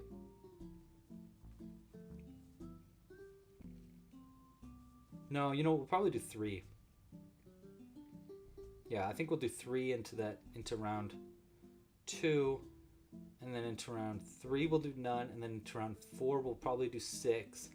And then maybe we'll do another like 10 or so into round 6. I don't know. We're going to find out together. I don't really know exactly how I'm going to do these gumdrops, but I do know that we're going to do gumdrops, and I know that I want to do these gumdrops in multiple different colors, so we should probably get that prepared as well. So we obviously want to do our pink and our yellow. We want to do our cyan, I think would be nice. Blue would be good. Purple would be good, and orange would be good. That's a lot of colors to work with, but I think that's good because we essentially have like 3 cool colors and then 3 warm colors, which is I think going to be nice to like kind of separate the two. You know, we'll go cool color, warm color, cool color, warm color, and just kind of like split, like separate those as we go. All right, let's get going. Okay, so for the roof, we're going to start with a magic loop, and this is all going to be in white for the roof. Let's start here with a magic loop. And we'll start by doing 6 single crochets into the magic loop for our first round of our roof. 1, 2, 3, 4, 5, and 6.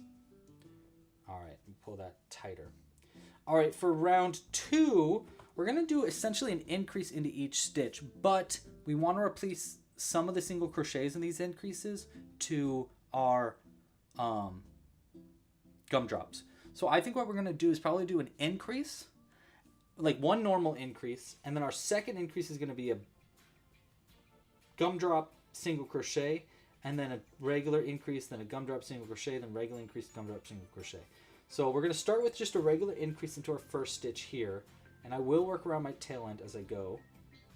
And we're going to do our normal first stitch like normal. Before we finish that second stitch though, let's start with a purple. And all of these gumdrops, I want to pull a loop through with white ahead of that. And then the gumdrop is going to be worked in the main color. We're going to do a, into our next stitch here, right there, we're going to do both a mini bobble stitch and a single crochet into that same stitch. The mini bobble stitch is going to be made in our color, and then the single crochet is just going to be made in our white. So let's start right there. Mini bobble in our colorful stitch first. 1 and 2 and 3, like that. And then we're going to switch over to our white yarn and pull it through with white. And then we're going to do another single crochet into the same exact stitch we just worked into, like this, like that. There's our first gumdrop made. And that's basically what we're going to be doing throughout this. After making the gumdrop and single crocheting around our tail end, we can cut it close, by the way. All right, so there's our first one. We want to repeat that 3 times around. So let's do our second repeat. 1 increase as normal. And then we're going to move on to a warm color. Let's do orange.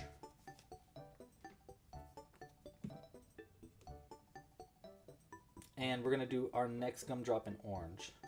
So half, or a mini bobble using our orange yarn. 1, 2, and 3. That is tighter. And then switch over to our white. And then another single crochet in the same stitch in white. All right, so there's our second gumdrop. And then we cut our yarn. And then we'll do an increase in the next stitch.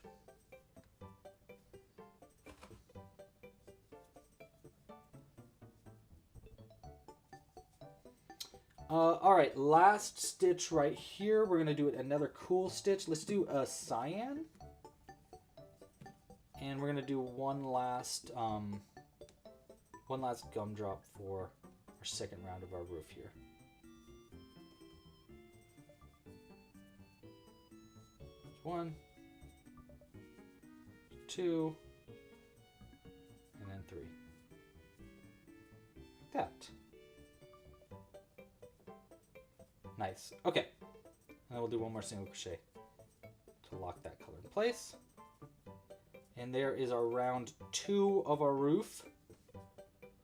You know what I like about these gumdrops is they're kind of pulling our roof in a little bit more to make it a little tiny bit more pointed, just a bit, which is kind of nice. Okay.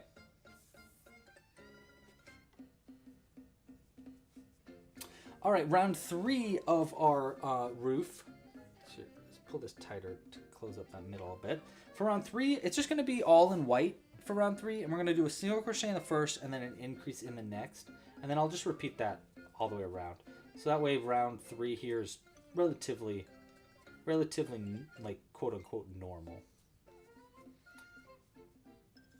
We are working into mini bobble stitches and stuff, so it's not that normal, but it's normal-ish. It's normal-ish, kind of like me. Normal-ish, kind of like me.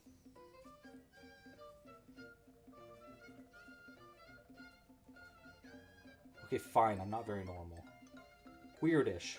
Weirdish, kind of like me. Alright, 1 there, and then an increase here. And then 1 more of those repeats, 1 single crochet in the first. There we go. And then increase into the next right here. Okay, so that's going to be round 3 done. Now round 4, we want to do more of our, we definitely want to do more of our gumdrops, but we want to separate them out a little bit more. So the first thing is I kind of want more gumdrops in round 3, right? We want to kind of double this up. So I kind of want to do 1 right there. So 1 here, 1 here, 1 here, 1 here, 1 there, 1 there, and 1 there. So that way there's 6 gumdrops, and they all kind of like work around our last gumdrops so that they kind of pace out pretty easily. So that would mean that I'd want a gumdrop. Let's see. We just need to like math this out a little bit. Probably this very last stitch will be 1. So there's 1, 2, 2, 2, 2, 2, 1, 2, boo. So it looks like maybe we can do 1, 2, gumdrop, 1, 2, gumdrop, and 1, 2. So I think we can do that. We can do basically 2 stitches, 1, 2, and then gumdrop. Oh wait, but there's an increase. I gotta remember the increases too.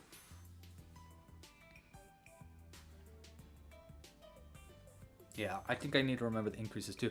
Konnichiwa, hajimemashite. All right. That's to our live stream chat because there is someone speaking in Japanese in our live stream chat.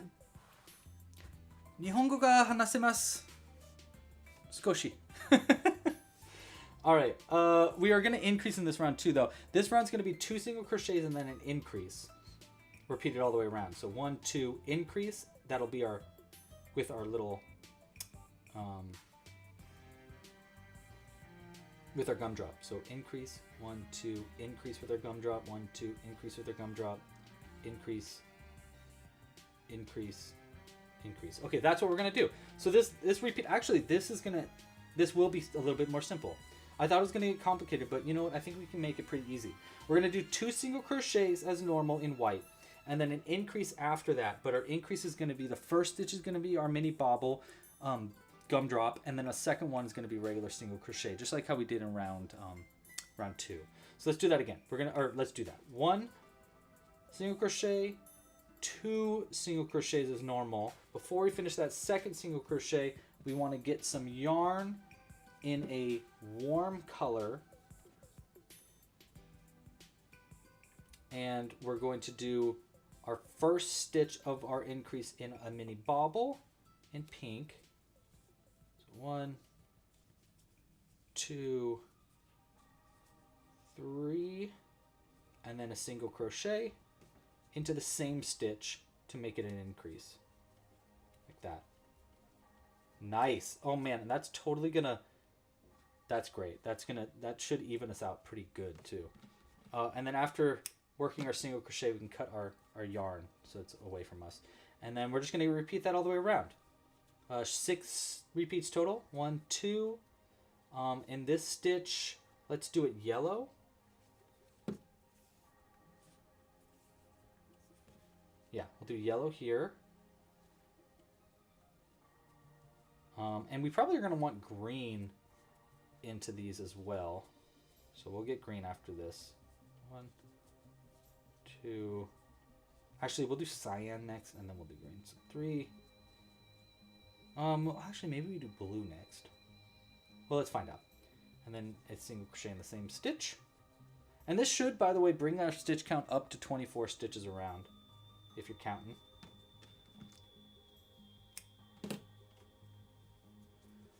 And then we'll do this again. 1 and 2 is going to be here. And then I think blue. I think we should do blue here. And then maybe green over here. Oh, or cyan, green, blue. I guess we could just get red. We could start involving red here. Let's do cyan here because it's kind of far away from this cyan. And that's what I'm trying to think right now is like, how do I keep my stitches, how do I keep my colors separated more? But we haven't added a blue yet. No, let's do blue. I changed my mind. We're going to do blue. How do I know Japanese?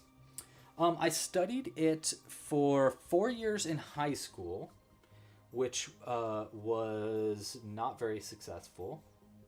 I learned how to read it very well, but I didn't really know what I was saying. And then a few years ago, like 4 years ago, I started studying it again because Jules and I were going on trips to Japan. We went for our, for New Year's in 2019, I believe. And we've been, I've gone 3 times now. I actually went in August with my brother. And I don't know, I just studied it. I also studied French for a long time. I want to start studying Spanish next. I like languages. I like languages. When I was in college, I majored in anthropology, but I really wanted to major in anthropology of language. That's linguistic anthropology. That was my goal, but it just didn't work out that way. Green, yellow, green first, yellow here. No, green, something, and then yellow. Green, purple? Yeah, let's do green, purple, yellow. Let's do that. All right, where's our green? There it is. Where's my kitty cat? They are in the other room, screaming probably. He do like to be yelling. He's a happy boy, or angry. I don't know. He's a boy. Tis a loud boy. All right. Green in this first one.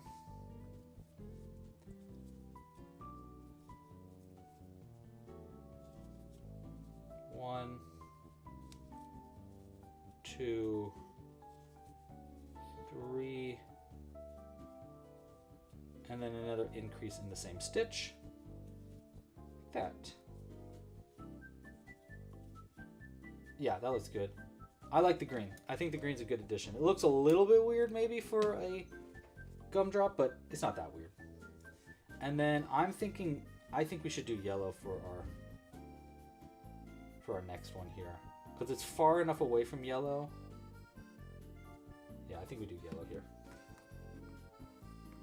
It's gonna look like a mess on the inside of this, but you can only do so much. I mean, I could like sew in like a little piece of felt or something to keep the inside a little cleaner, but I'm a lazy boy. I don't really want to do that, so I'm not gonna.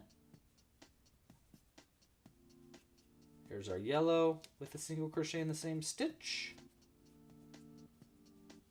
It's looking good. Cut the yellow now. It is a fun study, completely not useful for getting a job, but it is a great study. I did enjoy anthropology. All right, last stitch is going to be right here, our last bobble. And for our last bobble, red? Maybe we get some red involved. I don't know. I kind of like that we're not using red other than the candy cane stuff, though. Let's see. What other colors can we use here? Do I have any other like bright, like, we could do teal. How would teal look? Is that too weird? That's actually not. I don't think that's that weird, right? Yeah, let's do teal. That way it's a new color and it won't get in the way of our other colors. Or maybe we should use teal over here. No, because we can use orange. And then maybe like a cyan. Yeah, we'll do green. I mean, we'll do teal rather for our last color of this round. 1, 2, and 3. It's a little dark, but that's okay. I think this will work. Like that. Nice. Okay, so that'll be the end of that round. Cut the teal short. And then next round, so that was round 4. Round 5, we're just doing in all white for this round. And for this round, it's going to be 7 single crochets and then an increase 3 times around. So 1, 2, 3, 4, 5, 6, and 7. That's kind of a hard 7th stitch. That's all right, though. And then an increase right here. 8 and 9 in the same stitch. And then we're going to repeat that 3 times total. You think I should do dark green instead of this teal? Well, too late. I can use dark green in the later round though. 1, 2, 3,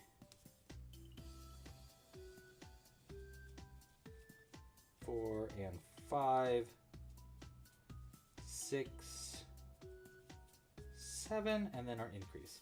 And this should bring us up, if I didn't already say this, this should bring us up from 24 stitches to 27 stitches around. 3, 4, and 5, 6. Wait, did I mess up somewhere? Hold on. Why are we off count? 1, 2, 3, 4, 5, 6, 7. Increase. 1, 2, 3, 4, 5, 6, 7. Increase. 1, 2, 3, 4, 5. Oh no, we're not off count. I'm just a doofus. 6 and 7. And this will be our last increase for this round, which will finish up round 5. All right, so for our next round, we're going to be adding our gumdrops again. So we need to plan out where gumdrops are going to be. But in addition to that, if you wanted to add your straps, so again, if you wanted to make yours like this, so it had like long straps that you could create like a hanging part for it, all you need to do is you would want to, wait, it is this round, right? That has the straps? Yeah, wait, I forget what stitches it is though.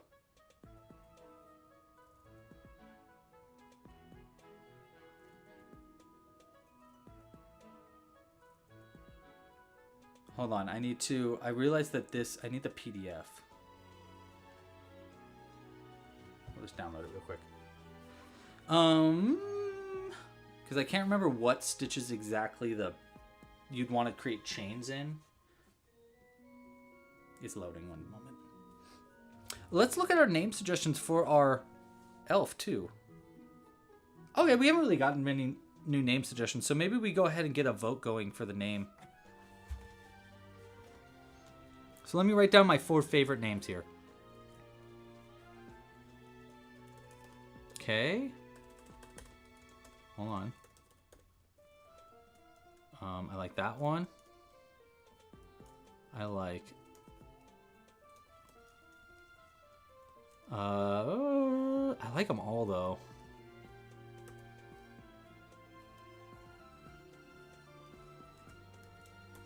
And the last one we're gonna go with. Okay. All right, we got our name suggestions, and we're gonna put this in a poll. And we're gonna put this in a poll on the mobile. We're gonna put it on both. Name our elf. 1, 2, 3, and 4. Okay. Oh, I gotta do it over here. Sorry. 1.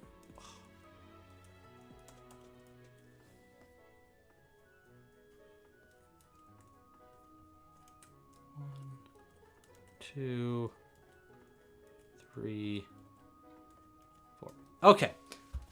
Sorry about that. All right, so name suggestions are in. We are trying to name our elf now, and the name suggestions we have so far are Slinky, Alfonso, Gizmo, and Hermie. We are voting on both live stream chats at the same time, by the way. So if you want to join one live stream or the other live stream, you can vote on either one, and we're gonna tally our most. It looks like we have a lot. Well, we'll see. We'll see what wins. Okay, let's keep on keeping on. All right, so we're making our next round. We just finished round. I think we just finished round 5, so we're on round 6. And if you wanted to add your stripe, for round 6, we're doing a single crochet. We're single crocheting 8, and then we're increasing once, repeating that 3 times around to get up to 30 stitches. But we're going to be adding our gumdrops in that round, so that's going to be a little bit different than that. But that's going to be the base of it. We're just going to replace some of those single crochets with midi bobble stitches for our our gumdrops. And then, but in addition to that, if you wanted to add your straps to make it more like this, instead of it being like closed like this, which is how, this is the way we're making it. But if you wanted to make it with your straps, all you need to do is you replace stitches 13 and 28 in this round with a chain 1 and skip a stitch. And that's going to create little holes that you can work into for the straps. If you want more information on that, I suggest checking out our original gnome home pattern. It'll probably go into a little bit more detail for how to do that, because I'm not going to be adding our straps in this piece. So just wanted to give you that heads up. Okay, so we're doing 8 single crochets and then an increase repeated 3 times around. So that's going to be, and we want to add our gumdrops. So where are our gumdrops? 8 single crochets, 1 increase.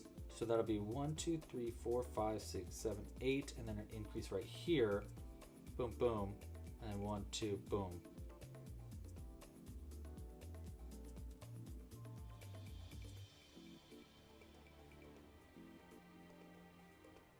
Okay, I think we're gonna do every 2 stitches, because then it'll be like here. This is my thought.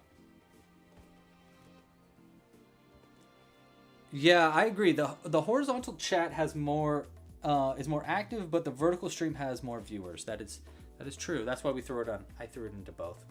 Okay, so I think what we can do is do 1, 2 stitches, then our gumdrop, 1, 2, gumdrop, 1, 2, gumdrop, 1, 2, gumdrop.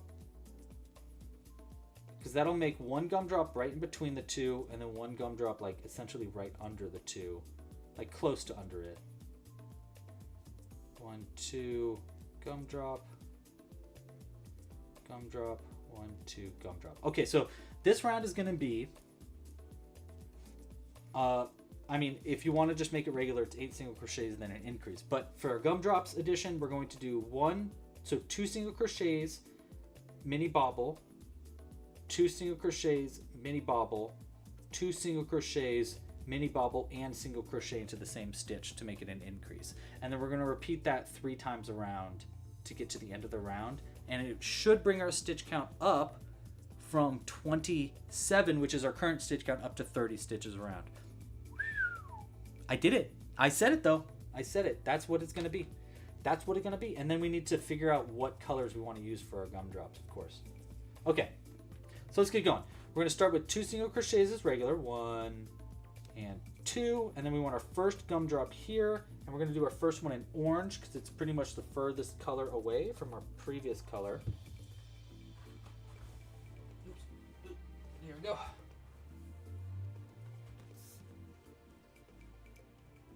So 2, and then 1 gumdrop here. 1,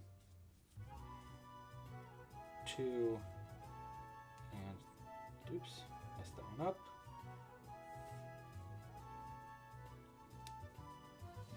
3, that a little tighter. Change colors. All right, and then we got 1 single crochet in the next. Okay, so there's 2, and then a gumdrop, and then 2, 1, and 2. And then we want another gumdrop. Our next one, let's do it in, what color is far away? Let's do that dark green that, oh no, wait, let's do cyan. No, let's do dark green and then we'll do cyan over here. Yeah, let's do that. So we're gonna go dark green per Zoe's request. Represent. All right.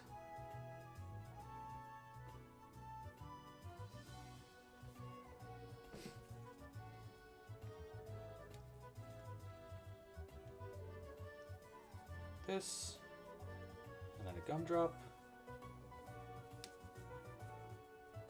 It's gonna be fun to figure out all the customizations after this round, by the way.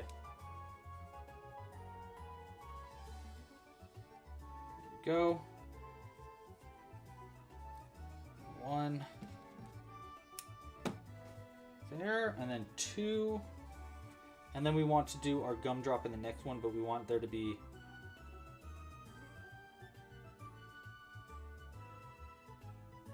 Yeah. Okay, our next stitch is going to be an increase and a gumdrop together, but we want a color that's far away from the other colors. Cyan, that's right, cyan. It's kind of close to the blue, but that's okay, because then we can do cyan here and then pink over for the next one. That's going to be right next to the blue. So we'll do cyan here. And this one's going to be an increase and a mini bobble in the same stitch, by the way. So we're doing a mini bobble first. And then we're going to do another single crochet in the same stitch as that mini bobble to make it an increase. There we go. All right. And there's our first repeat of 3. We want to repeat that same process of adding those gumdrops and stuff for this next round. Okay, so 1, 2 here, pink for our next gumdrop.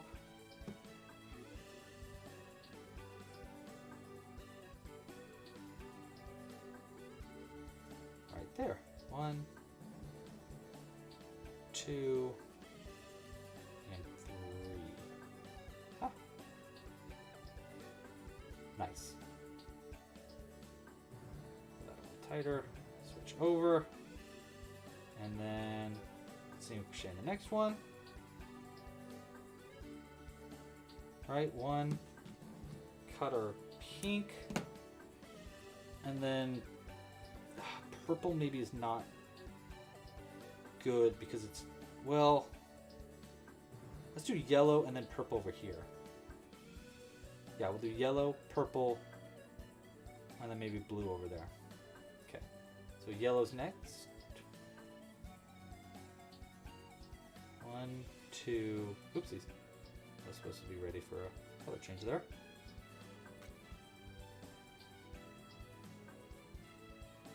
Yellow here. 1, 2, 3. Okay. And then the next stitch is going to be in purple, I believe.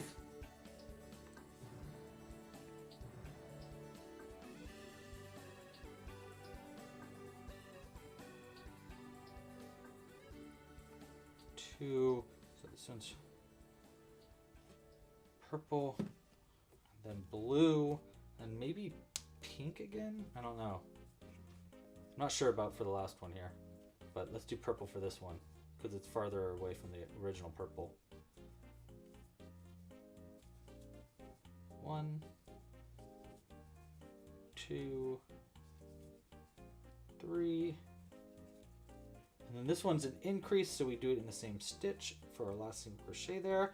And there's our second repeat. We got one more of these repeats to add our last bit of gumdrops here. We'll go 1 and 2 there. And then what color do we want on this next one? What color is furthest away here? We can do orange is kind of far. Blue? Blue would be good. But then we have, I think blue probably should be over here so it's further away. I think we should do orange. Orange, blue, maybe pink or green. Yeah, orange, blue, and then we'll do a lime green right there. That's what we're gonna do. Orange, blue, lime green. Orange, you glad? I didn't say cyan. Orange first. 1, 2. Oops.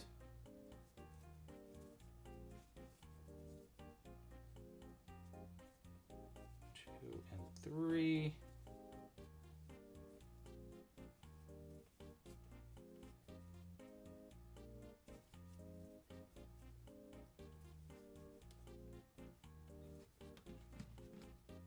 Okay.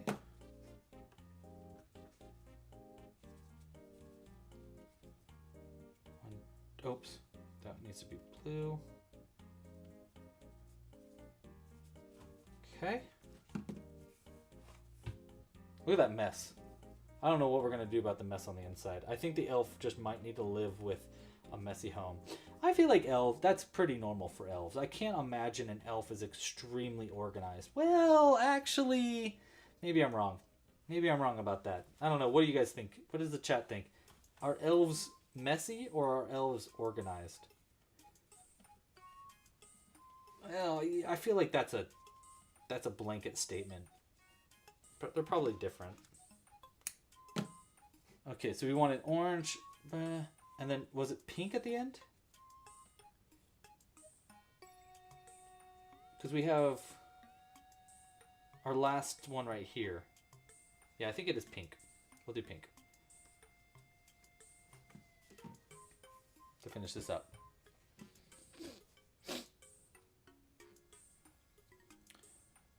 Cherry is bad. Raspberry is good. I agree. I agree with raspberry is good. I think cherry is okay. I wouldn't say cherry is a bad flavor for red, but strawberry is obviously going to be the best flavor of red. 1, 2, 3. Change over. And this is going to be our last single crochet worked in the same stitch to make that an increase. And that's going to be the end of our gumdrops. And the end of round 6 there. And now we have our gumdrop roof, so you can see what it looks like. Hey, guys, that's looking kind of great, though. Wow. It looks wild. But I feel like every gingerbread house is going to look a little wild. It definitely needs some... We for sure need more red in this. But don't worry, we're going to get there. All right, so let's finish up this roof, though. We have a few more rounds left to go. The first round is round 7 here. For round 7, we're going to work into the front loops only. And I'm just going to single crochet into every stitch around, but worked only in those front loops. And this is going to be how we make our little border here. So we're going to start with single crochets, then we're going to connect together. And don't forget, you want to work only in that front loop, the loop closest to you, and leave that back loop unused because we're going to use it in the next round. Ooh, watermelon candies. I feel like watermelon's pink. Watermelon's always been like the pink tastes like watermelon. I guess sometimes it tastes like strawberry. What is the pink flavor in Starburst? Like, what would you say that flavor is? Because that's probably my favorite, is the pink Starbursts. For me, for Starburst, it goes pink, then red, then yellow, then orange. Is there another color of Starburst that I'm not thinking about? I don't think so. Yellow, red. I don't think so. Not in the main colors, right? Or am I missing one? Maybe I am missing one. I don't know. Watermelon is one of the best candy flavors. I definitely agree with that.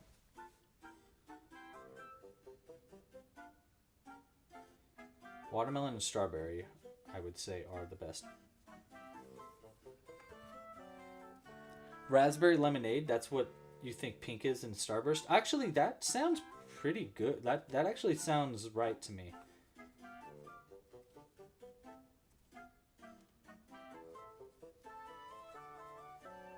I feel like Starburst should have a blue color. Blue flavor. Gosh, blue is such a good flavor. I don't know what that flavor is, but I do like me some blue. Let me pull that end a little tighter. All right, so we're working into the front loops only. We're almost done with this round. Just a couple more stitches here, and we will finish up round 7. All right, that's going to be the end of round 7. Get our piece around. That looks pretty good. Okay, round 8, we're going to be working into... Oh, actually, round 8, we're going to do just a single crochet into every stitch around. So round 8 is just a simple round of just single crochets. You don't need to work into the back loop or front loop or anything like that. You just need to work into both loops and do a single crochet all the way around. This is basically creating like a nice border. And then in our next round, we're going to work into those unused front loops as well.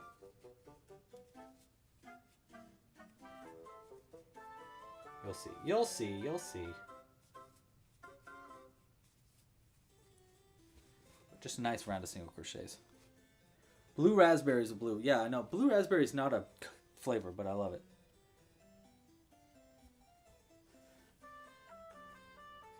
Yeah, I totally agree with you, Cooper. And I think I would go to battle with you. If anybody thinks that pink is not the best Starburst flavor, come at me and Cooper.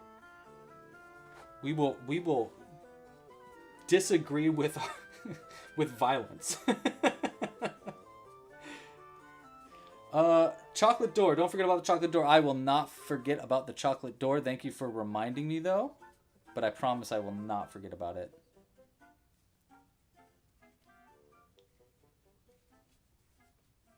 Okay. This is going to be our last stitch for our single crochet round. There we go. Nice. Now we are on to round 9. And round 9, we're going to work into both loops and the unused back loops only from round 6. And we're going to slip stitch into each stitch around. So that means that we're going to work into both these loops, and at the same time as we work into both of these loops, let me get a little closer here to the camera for you. So at the same time we're working both of these loops, we're also going to be working into those unused back loops from all the way up. See right where that pink is? All the way up here. So we're going to use these stitches at the same time as we work into back loops. So we're going to both loops and this one in the back like that. And we're going to do a slip stitch into all those stitches around. And it's going to close that in and create like this nice little edge of the top of the hat.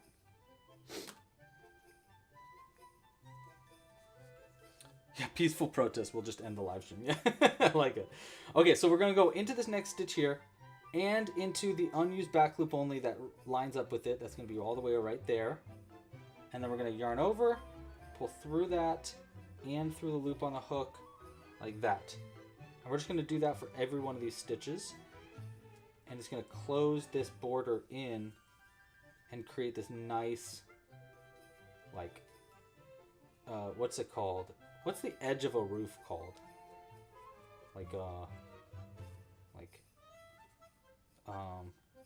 There's a word for it.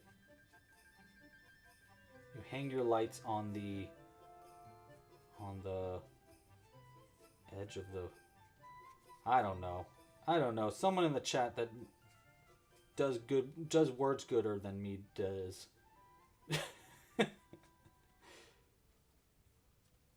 Well, we're just gonna keep sleep stitching down it. And there's gonna be there should be 30 stitches for this round, by the way, as well.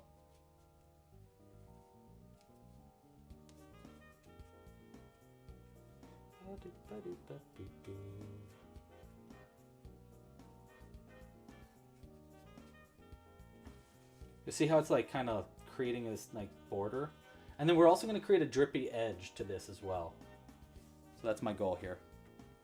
Hello for the first time from Ontario, Canada. Welcome, Tammy. What are we making? Currently we are making a gingerbread house that's got the, look at this portal into the nether realm of yarn. We are making a gingerbread house that is based off of our gnome home, which is a pattern that I came out with earlier this year. But we're customizing it to make it into a gingerbread house instead. I have a plan. Okay, so I'm hopeful that I'm going to do one more live stream before the end of the year. And for our last live stream this year, I think what I'm going to do is a tier list of all the things that we crocheted in live streams this year. That's my idea. I thought that'd be kind of fun. Chat, what do you think? I think it'd be a fun thing to do. We'll just go through and we'll be like, okay, and we made this one. This is a B tier.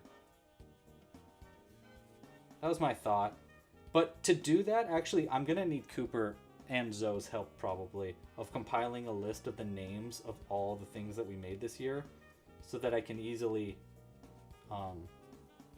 more easily reference them during the live stream. I'll message you both about it after the stream, though. Well, after I take a long nap after the stream. That's usually what I do. Ooh, there we go. Okay, there's a few more here. These last few are going to be really hard to get into.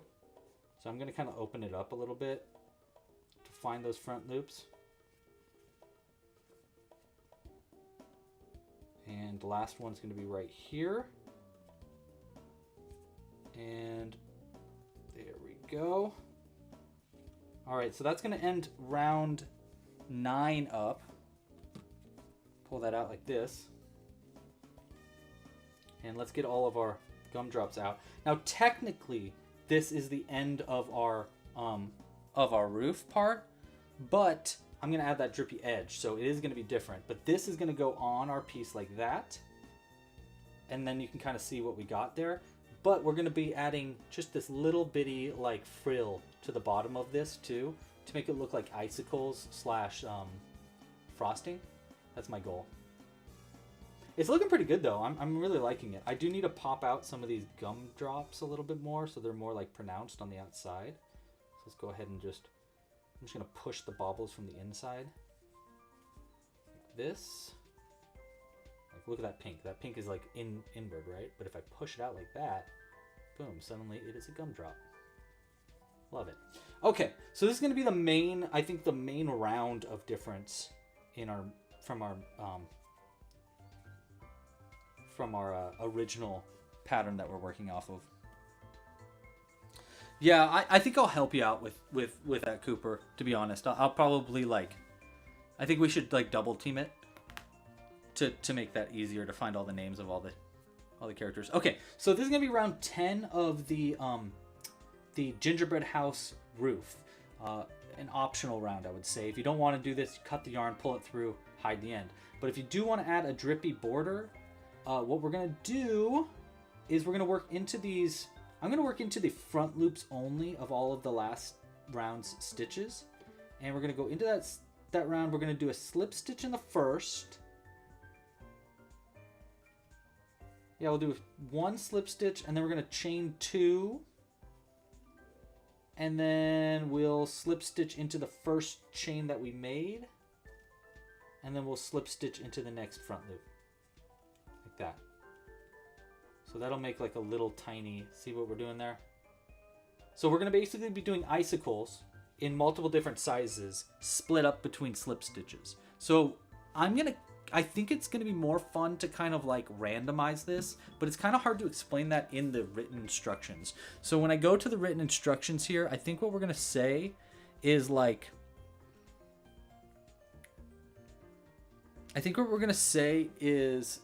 eave. Thank you. Someone said Stuff Says that's what they're called. The eave is what we're working on.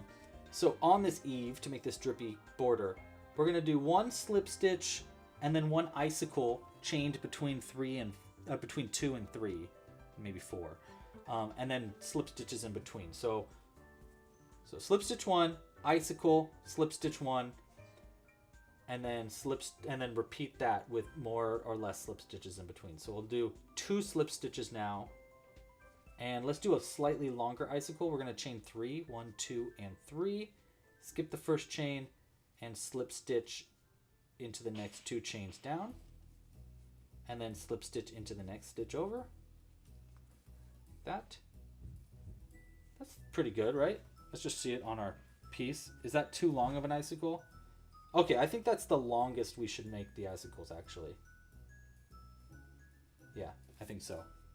And we want the icicles to be separated closer and further together. So we're going to do 1 slip stitch and then a small icicle by chaining 2 and slip stitching into the first chain that we made, and then slip stitching into the next stitch.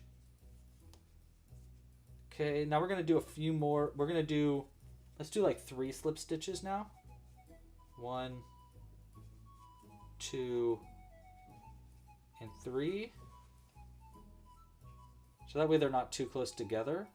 And then we're going to I'll do another small, let's do another small one. Chain 2, skip the first and slip stitch 1, and then slip stitch into the next front loop. Okay. It's looking good so far. See this on the top there? Yeah, I like that.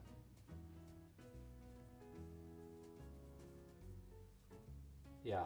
Let's do another slip stitch into the next stitch here. And then we're going to do, let's do a longer icicle again. So chain 3, 1, 2, and 3. Skip the first and slip stitch 2. And then we'll slip stitch to the next one. And let's do another slip stitch into the next one after that. I'm gonna keep putting this right where it's supposed to be on the top here, so that I can make sure that I'm not overdoing this. I think it's looking good though.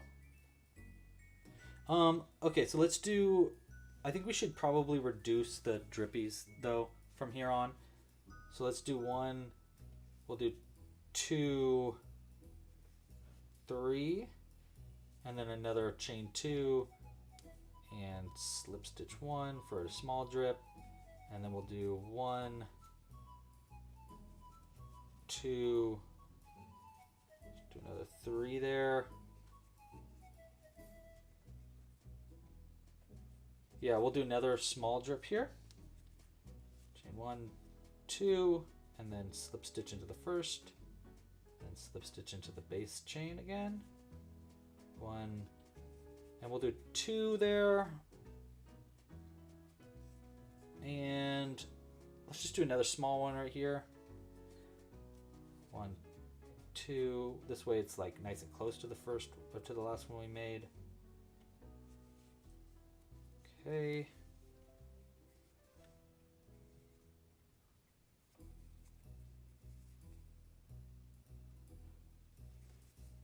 All right.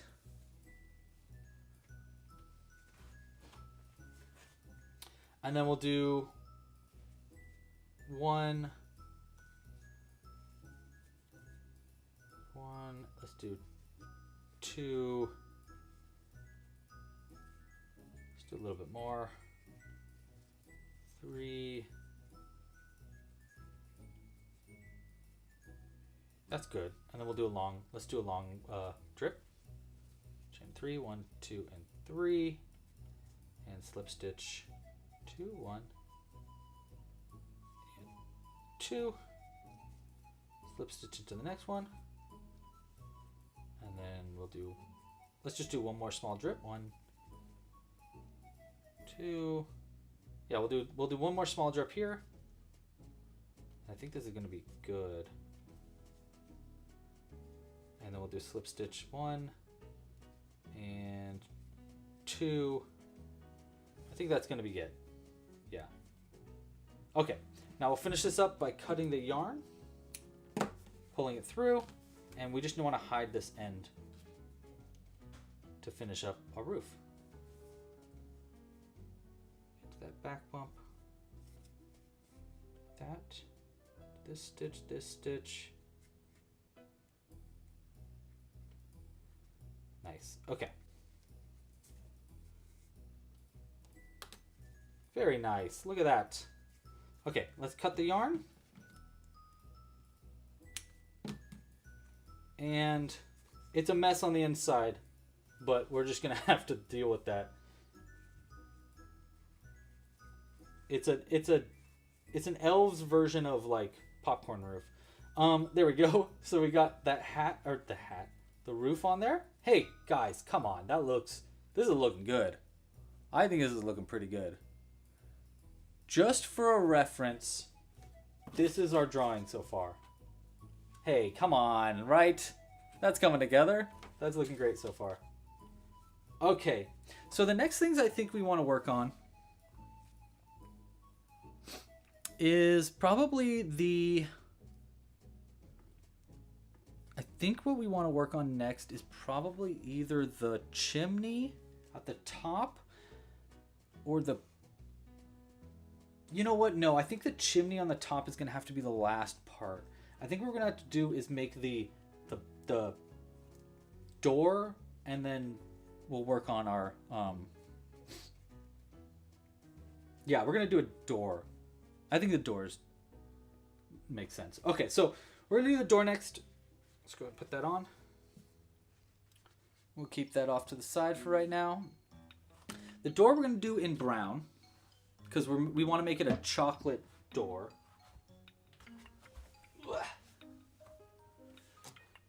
And I'm going to do a rounded door. There's like basically an arched door. There's basically 3 doors in the gnome home patterns that you can do. You can do a button door, which is just basically where you sew on a button. You can do a rounded door, which is where you basically crochet a circle and sew that on. Or you can do an arched door. And that's what we're going to do, is an arched door. Because I think it looks a little bit more like a chocolate, like a piece of chocolate. So we're going to start with our brown, make a slip knot. And then I'm going to chain 5. 1, 2, 3, 4, and 5. And then we're going to skip our first chain and single crochet 3 down. Skip our first chain. And we're going to go 1, 2, 3, and then we're going to do 3 single crochets into the last chain right here. 1, 2, 3 into that last one. And then we're going to turn this 180 degrees, working along the bottom of the chains right here. We're going to do 3 single crochets. So we're going to go into the next one right here. And I'm going to work around this tail end as I go. And we're going to go 1 and 2. And then 3 will be right there. Okay. And we'll leave this end here. And continue on to row 2 of the arch door. That's going to be row 1.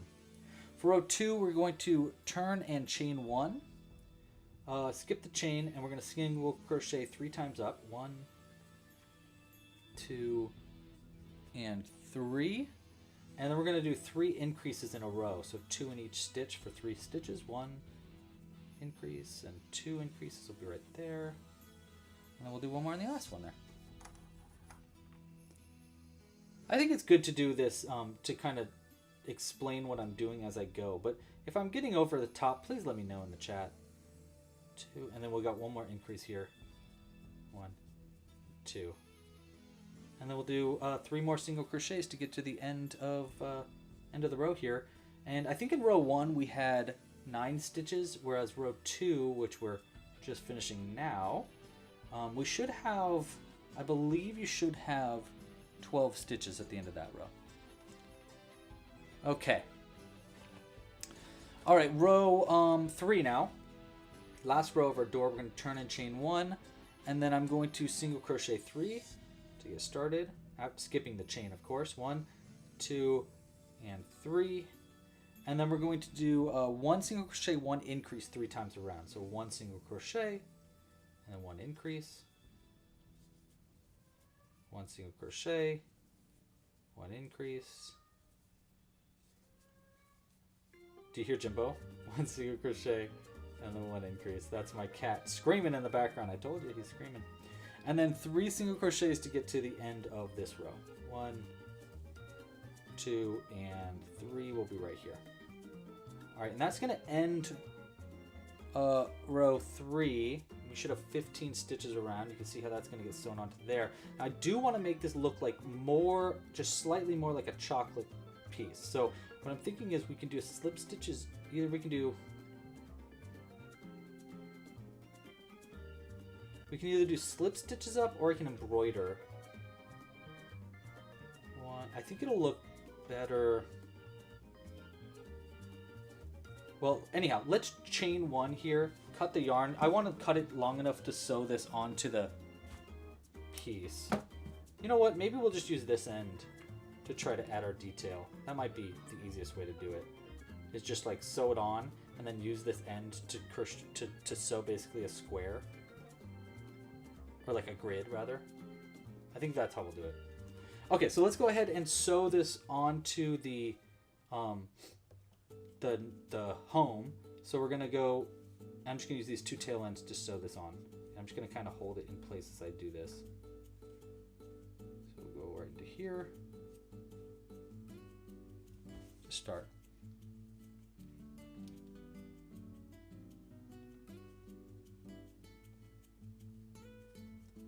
Pull that through. Okay. And then we want to sew this part on. So I'm just going to kind of roughly sew it on, honestly. I'm not going to get it too like detailed. But I'm basically going to go in through one stitch here. Like that. And then out through a next stitch. And I don't think this is the whip stitch. What is this stitch called? When you go in through and then out the stitch and then in through the same stitch. I don't know what it's called. I don't know the terms of embroidery. Terms of embroidery, that could be something. All right, up through this stitch, like a book title or something. Or a band, I don't know. In through this next stitch here.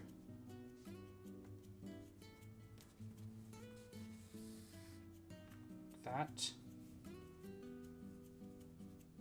And then let's go through this one. That maybe?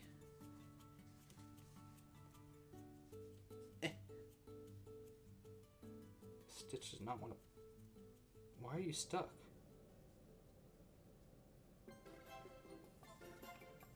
Hold on just a moment. Okay, I don't know what I did wrong there, but whatever. We're just going to ignore that. Looks like it split the yarn a little bit. That's alright. We're just going to ignore that. Keep going.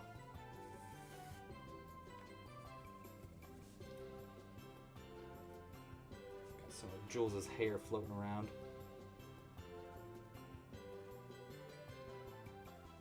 Alright. Oh, my iPad's about to die.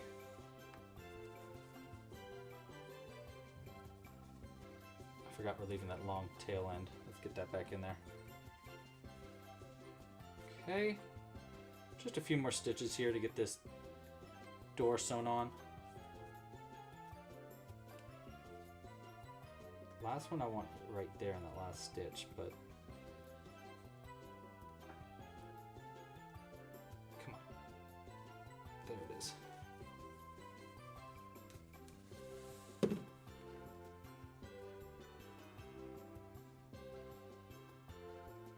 Nice, okay.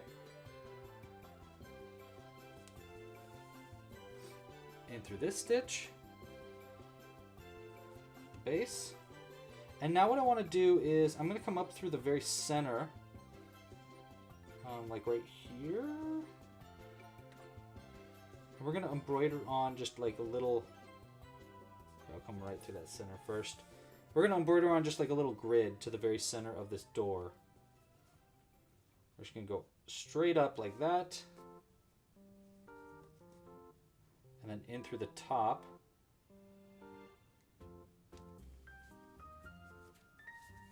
Like this. And then we'll come out somewhere here on the side. Like maybe like right there. Nice. And then I'm just going to go across it, like that. Go into this. And then we're going to come out like here.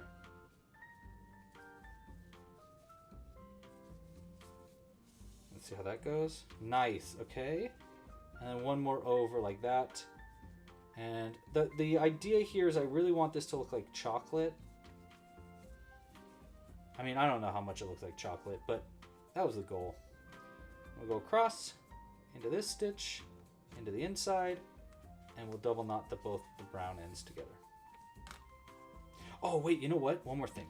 We're going to take this tail end here, and before we double knot it, we'll add our bead to this. So we're going to come out through where we want our door handle, which I think is going to be like right there. Hold on, we worked around our white yarn here. There we go, fixed it. Okay, so we come out of the center here. Now let's get a bead. I'm just gonna use I have like a thing of them somewhere. One moment, please. One moment, please. Where do I keep the beads?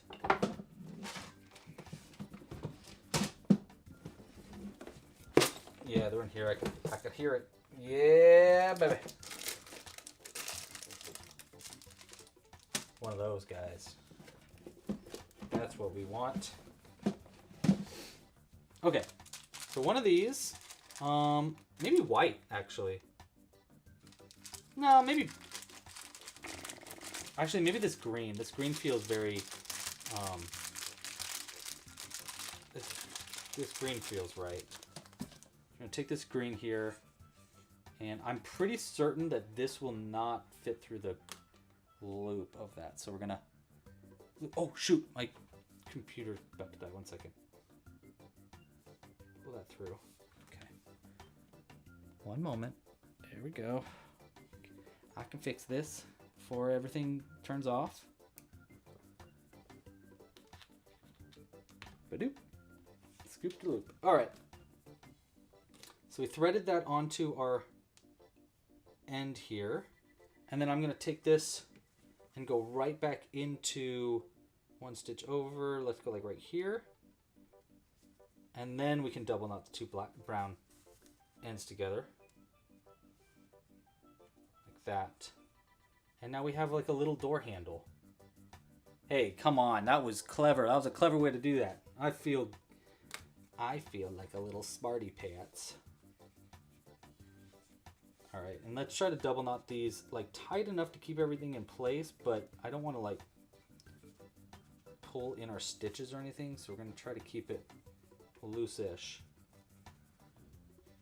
without messing our whole piece up like that. Cut those close. And there's our door. Okay.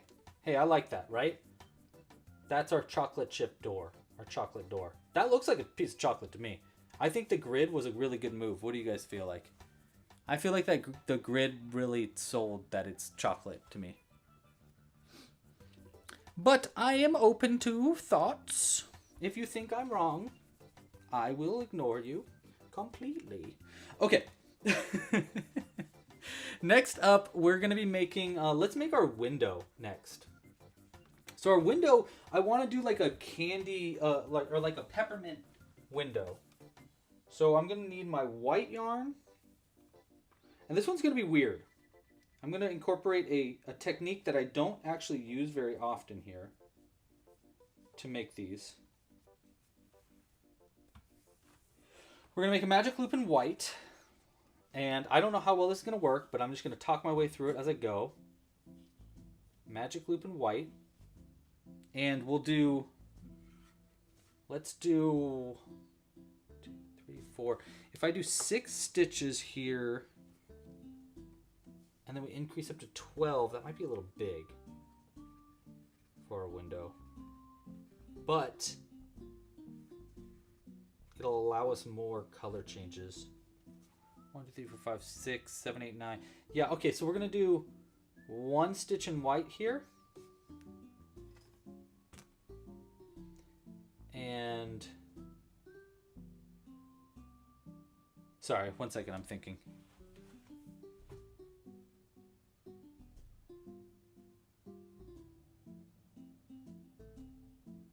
I can't remember how I did this. Because I've done this before, but I can't remember how. I think I did 1 stitch in white like that, and then we leave that loop there. And then I pull a loop through in red, like, actually, let's just make it a slip knot to make it easier. Just bear with me here. I'm figuring it out. That's our white. Then we pull this red one through under it like that. And then we'll do a chain in red. And then I'm going to do a single crochet into the magic loop in red, like that. So we got 1, 2, I think we'll just do 4 of these. We pull that out.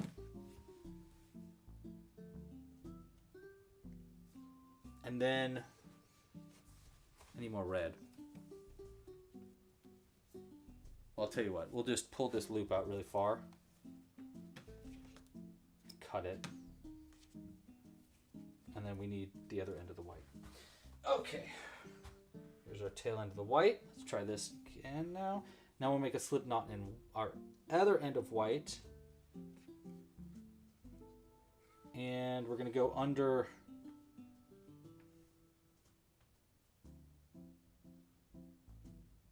oh, I wasn't supposed to crochet around that white. Okay, wait. Let me try this again then. Sorry, I'm figuring this out.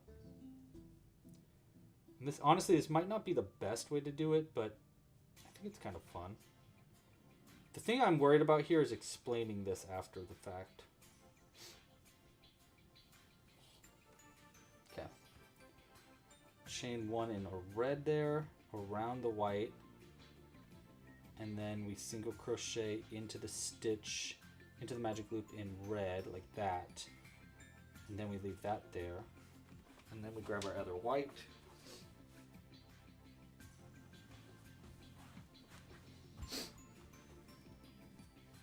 Yeah, I know there's a way to make spirals in the round too. There's like a bunch of different ways. I'm just trying to make it the like...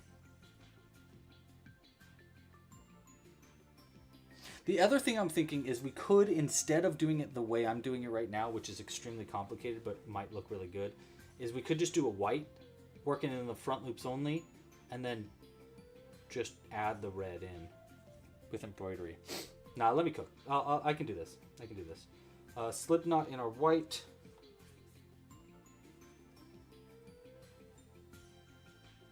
Okay, we're going to keep all of this separate, so make sure the red and the previous white are separated. Into the magic loop there. Pull a loop out of white. Chain 1. And then working around our little tail end here, we'll single crochet 1 in white. And we'll leave this loop there. Okay. And then we want to do one more of these in red. Let's pull this magic loop a little tighter too. It's hard to know which end is which here. We're going to go into this magic loop. And we want to pull through another end of red. And this is going to be our last red. We'll do 2 of each.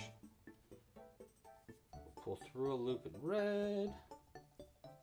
Do a chain in this, and then we'll single crochet into that with red. Okay, now we're going to pull our magic loop tight, and then we're going to keep going with our red first. Oh, what a mess. What a mess. I got to be careful about which tail ends I pull here. This tail end? Yeah, get that tail end. Okay. So we're going to continue with our red first, and I'm going to do into our first white single crochet that we made right here. We're going to do an increase in red. So that's 1 and 2 in that red. Pull that red out, move over to our white. With our white loop, we're going to go into the first red single crochet we made. We're going to do an increase in red. 1 and 2. Then we're going to pull that red out. And then we're going to switch back to the white out. We're going to pull out over to the next red, and then into our first white, or last white stitch that we made. Where's the tail end? Here it is. Okay, we're going to do an increase in this red one first, next to. No. Which tail end am I using here? The end attached to this, I believe. No. This end. Okay. Into this first stitch here. Okay, increase in this stitch. 1 and 2. Oh, I hope this works. Okay, last white one right here. This looks like it's going to be a mess. And then into this last one we made. 1 and 2. Okay, let's look at what we got here. No, this ain't it. I don't think this is it. Whatever, let's just slip stitch each one of these and cut it, and we'll look at what we got. I think this is not going to work. We're gonna have to switch it up, but that's okay. Slip stitch in that stitch. I'll go ahead and cut the red because I don't want this to be big anyhow. This is an extremely complicated way to make a not so good end here. Pull this red tail end. That's what I want. Pull this tail end in. More of a knot. Whatever. I just want to see what happens now. I don't think this is what we're going to use. I just want to see now. Slip stitch in white. Cut, pull through. Back to this red.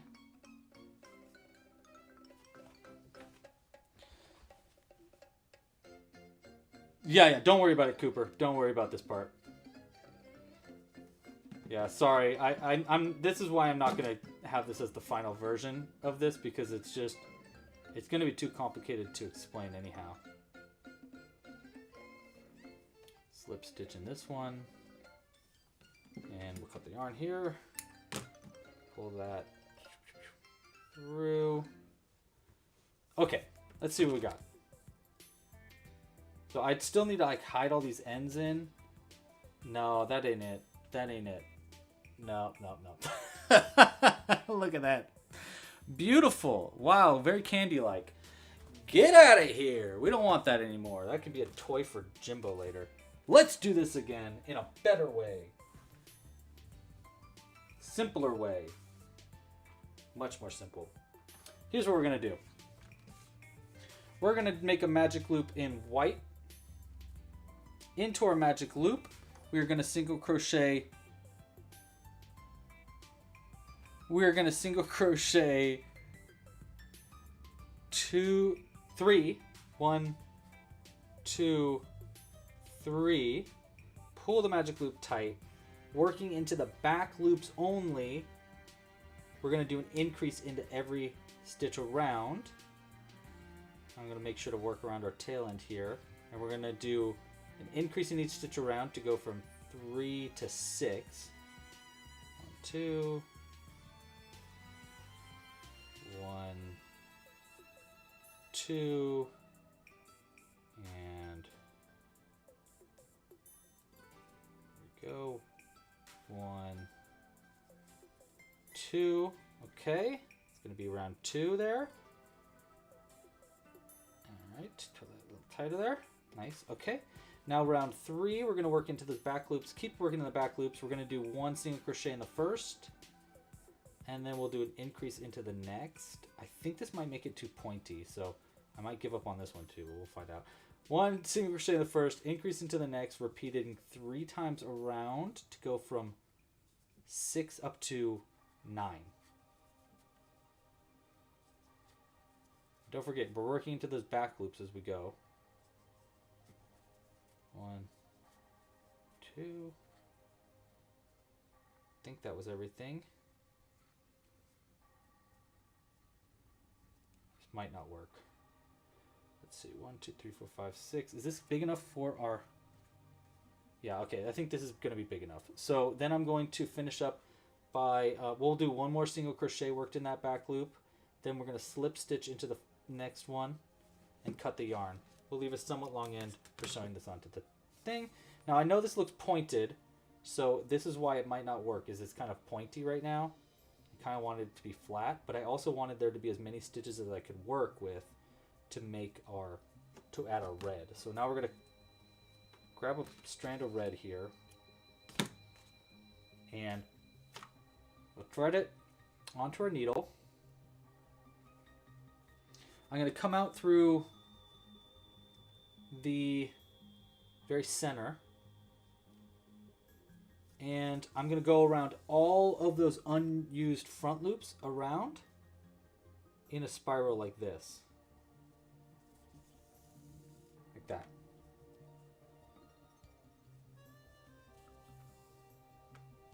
And I'm hoping that this will create a bit of a candy caned but kind of like unique looking stripe is what I'm aiming for here.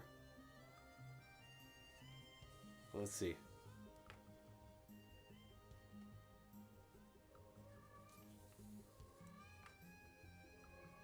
Yeah, actually, this kind of is working, I think. The hard part's going to be, like, flattening it on the piece, but I don't know if it'll be that hard. We'll find out. Do you hear Jimbo? He is yowling. Yeah. He goes, yeah. Homie, yeah. Alright.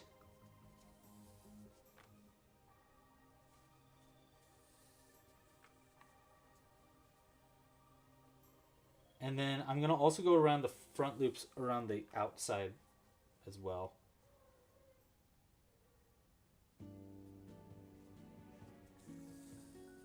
There we go.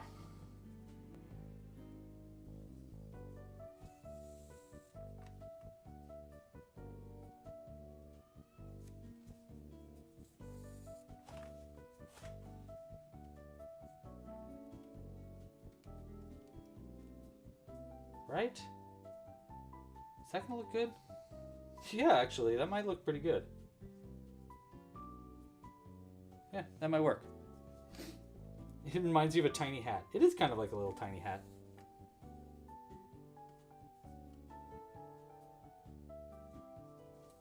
And I'm making sure that it's embroidered tightly as well.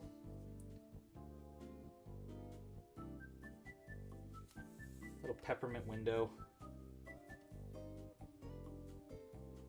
Just a little bit of my wife's hair stuck in the stitches for some reason. And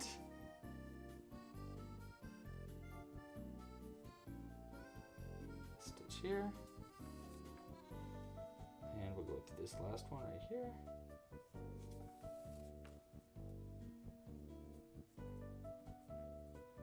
Right? And there's our little, there's our window.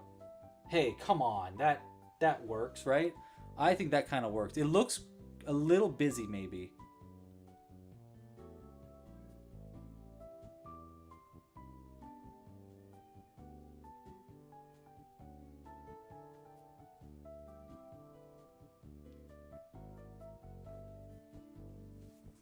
Yeah, I think this kind of works. The other way we can do it is we can do that, what you just said about the spiral. Kaylin. I'm thinking that this will work, though, a little bit better. It does look, it's a little unique. But I think it looks kind of nice.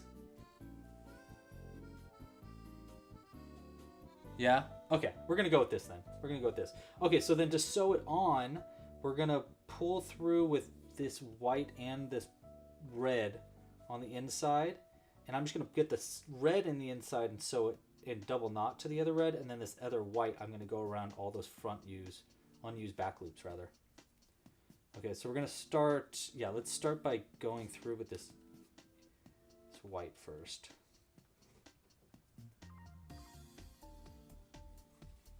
And I'm thinking this side. I think this side is the right side to do our window on. Like this.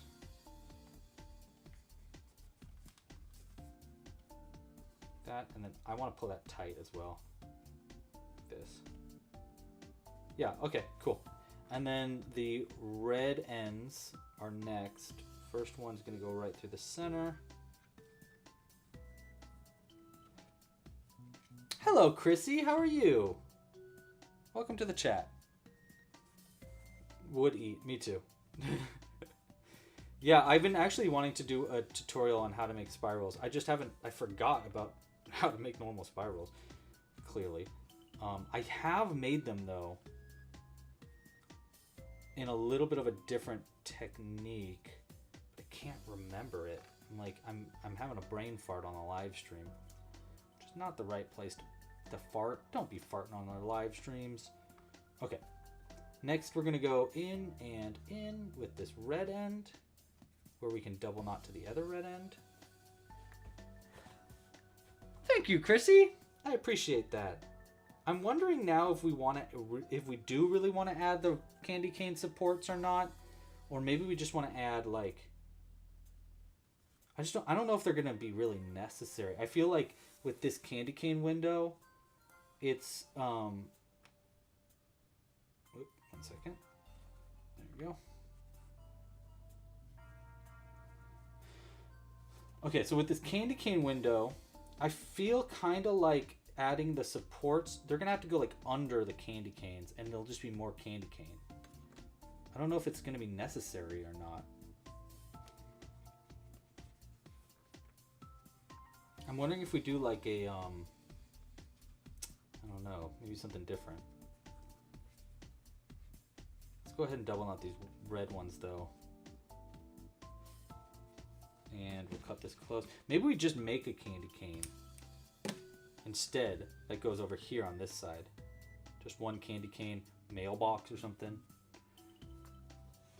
Anyhow, we're gonna sew this, finish up this candy cane or this peppermint window by threading our white yarn here, and then kind of I want to sew it in like, I guess there's fine, into this stitch, out of this one,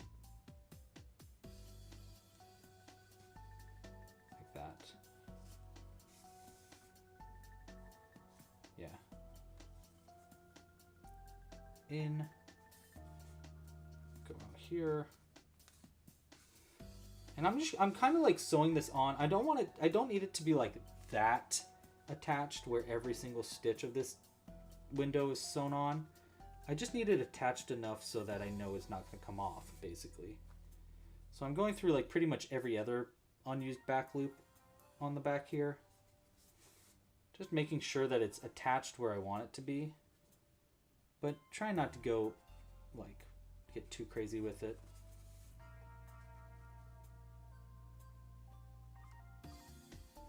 Well, the end there, I kind of did every stitch, but that's all right. Okay. To there.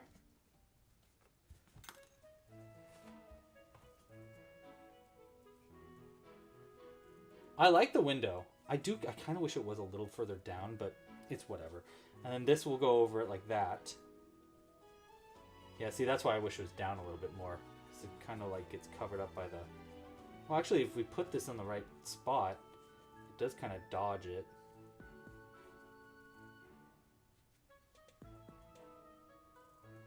It's not bad. It's not bad. We're going to do a cherry on the top, and then I think just one candy cane here. And then we'll be done with it. All right, let's double knot these two ends together.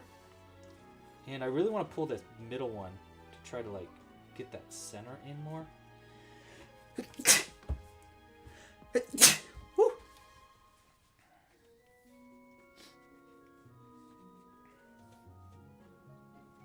Yeah, that's my thing. Is like I agree with you. I think that's not a bad idea, though. I just don't know if we need pillars. You know what I mean? I just feel like the pillars are unnecessary now because it's already getting kind of busy with all the gumdrops and the candy canes and blah blah blah. So like, I'm thinking that if we add the pillars, they won't even. I don't even think they're gonna help. You know, I just think they're gonna like.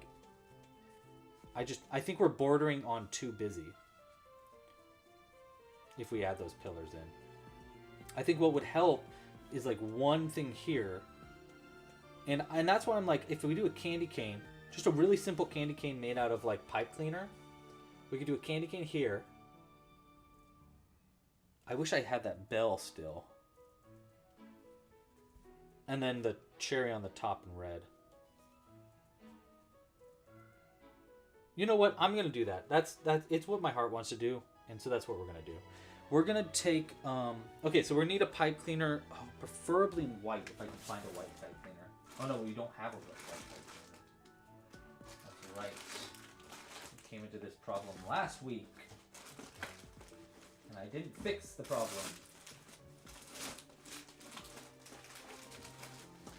Okay. Well then, that is an issue. We got an issue. Maybe we can do it in... Maybe we can just Yeah, Jimbo. Hi, buddy. I know. Screamy boy. All right. Yeah, candy cane on the opposite side of the there. Yeah, I agree. Okay, so that's what we're gonna do. We're gonna do a candy cane here, and we're gonna try to do it in this yarn or in this pipe cleaner. So here's what we're gonna do. We're gonna do a oh my gosh, my cat is really screaming right now. It's really distracting. Okay, we're gonna take this end here, bend that out. Okay, and then we're gonna make basically a T. We're gonna fold this in half here, like that. Go down, and then fold this in half, like this. Will this go? Yeah, that should be long enough. Okay, so like that. Then we're gonna go around this end. And see, we made kind of like a little T there. And then we're gonna twist these two ends together just a little bit. Actually, that's probably fine like that. And then we're gonna take our needle, we're gonna go into the tip of one of the two ends of our T, and I'm just gonna start twisting it around. By the way, Cooper, for this part, you can probably just rewrite like the way we make like the hummingbird nose or something like that. It's kind of like basically the same system, or the narwhal horn. So we're gonna twist that together. We don't need it too twisted. It's probably good. I just want to keep it like doubled up. We're gonna do the same on this end. This. I just want to keep an open gap enough so that you can fit your needle into the very end of your pipe cleaner. There we go. So now we have like a little weird end here, like that. Okay. So next up, we are going to wrap this whole thing in white. Should we connect it first? Maybe connect it onto it where we want it to be, and then we wrap it. No, we'll just wrap it. Okay, so here's how we're gonna wrap it. We need our white yarn, and luckily we have probably just enough to make this work.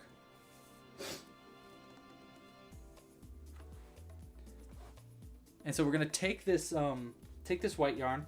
I'm gonna fold it over itself like this, like place it on the end of the pipe cleaner there, and then we're gonna go around the pipe cleaner up to the edge there, just up to the tip a little bit, and we'll try to keep this in place as best we can.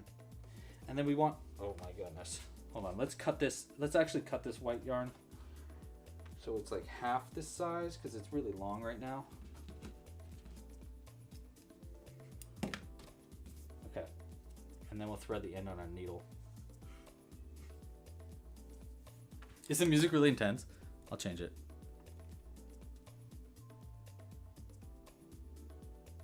Let's go with this one. And we'll see how that goes. Okay. We're almost done, by the way. All right, so we want to just do, we're going to wrap this around. We're going to go flat. And we're going to go wrap it around. I'm going to wrap it down for just a second and then wrap back up, just to hold that white yarn in place. Now what we're going to do is we're going to go into the very center of this pipe cleaner with our white yarn. This.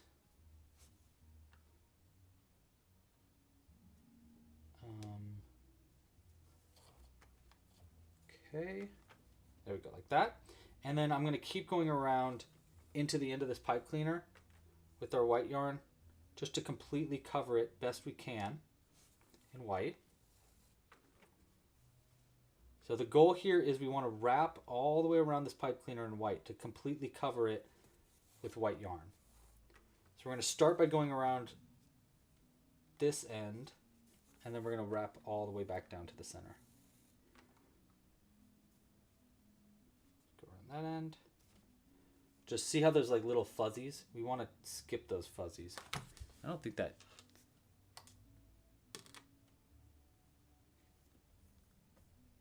I don't know why that music's really stopped. You know, we're just going to go back a few. Yeah, we'll go back to this song. All right. In. There we go.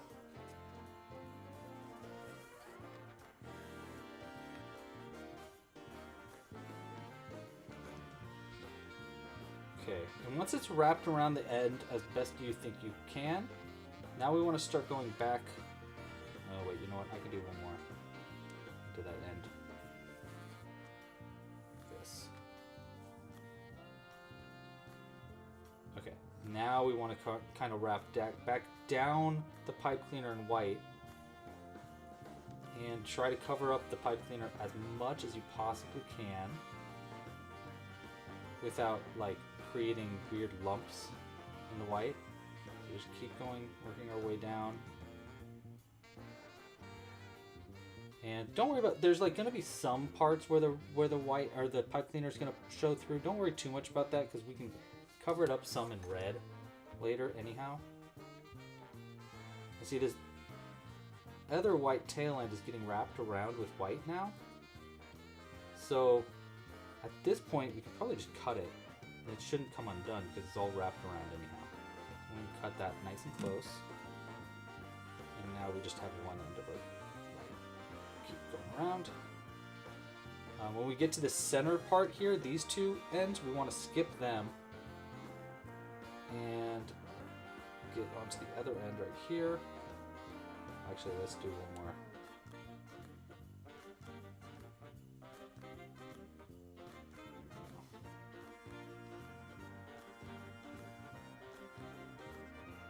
Nice. Yeah, and I'm going to kind of go a little bit more open now.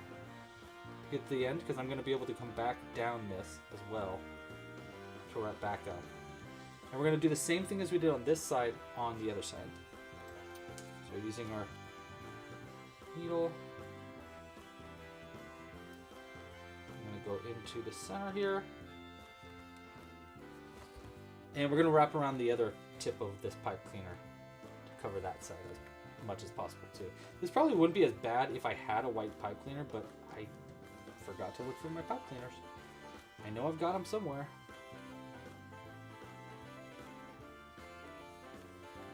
Hey, happy Christmas! Right back at ya. I'm almost done. Yes, we're almost done with our gingerbread house. Just a few more. I just want to finish this candy cane up, and then that's really it, actually. Oh, and then the cherry at the top. The chimney, the cherry chimney.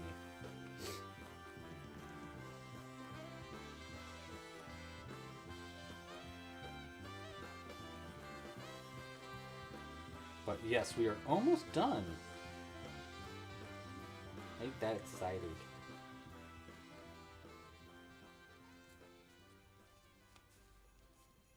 Okay.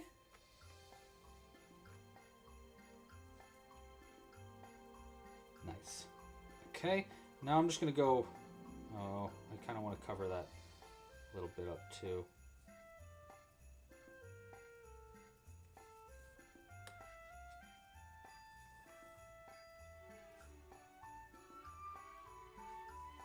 Nice. Okay.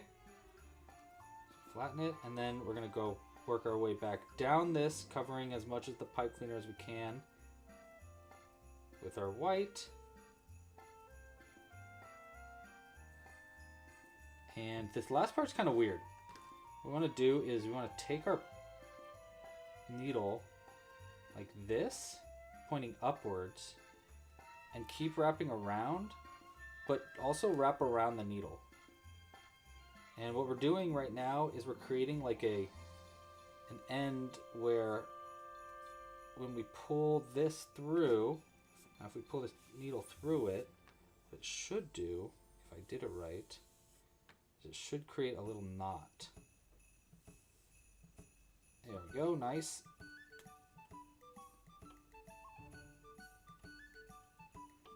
That did get a little thick there for a second. So I'm going to try to like flatten that as best I can.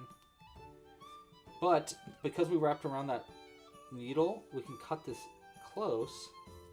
And our white yarn is all held together, so you don't have to worry about the white coming out. It does look a little strange right now. Just a little bit. Do we decide on a name? Oh, good question. We need a name. I kind of wish I covered the top a little bit more in white, but that's okay. Let's just kind of like, see if I can't like fix it up a little bit. Let's finish, we'll get this done in just a second. Let's figure out our name of our elf. So we've got 2 votes. 75 votes go to, oh, Alfonso. It's Alfonso on both ends. It's Alfonso-zo. Okay, so this is Alfonso-zo, our little elf character for today. Is Alfonso-zo. So just so you know, Alfonso-zo.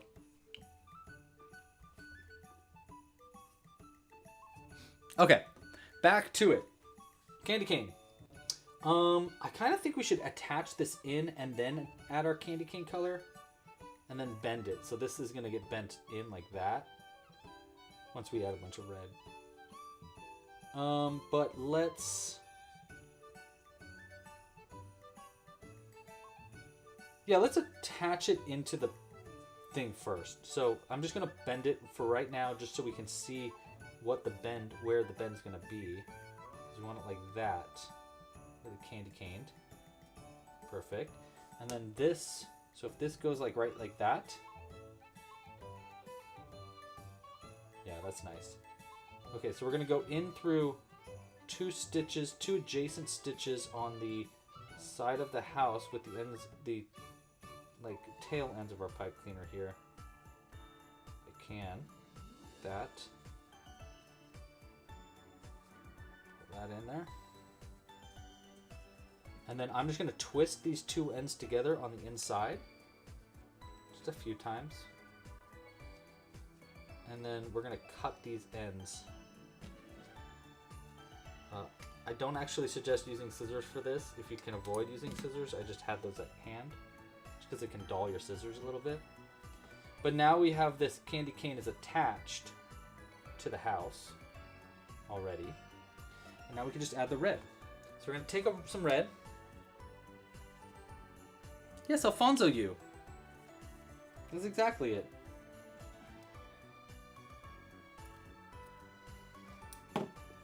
We haven't named the angel. That's a good point. We should get a name suggestion for the angel going too. One moment though. Let's go ahead and get this candy cane done, and then we can get the name for the angel vote going as we make our cherry at the top. Okay, so this part, I think what we're going to do for this part is I'm going to go in through the bottom of it. Like this, I think. And we're going to come right out the tip of the candy cane. So that way, like the bottom gets held on into place as well. That's what I'm kind of thinking. So it's not like always like sticking out too much. We go like right to there. And I just right down through the bottom. This, and we'll leave a little bit left over, but then we come out through the tip of our candy cane, that, yeah, okay, cool. And then unfortunately I kind of gotta go around, we gotta kind of use our needle for this, but plan is here, like that. And we just start candy caning it.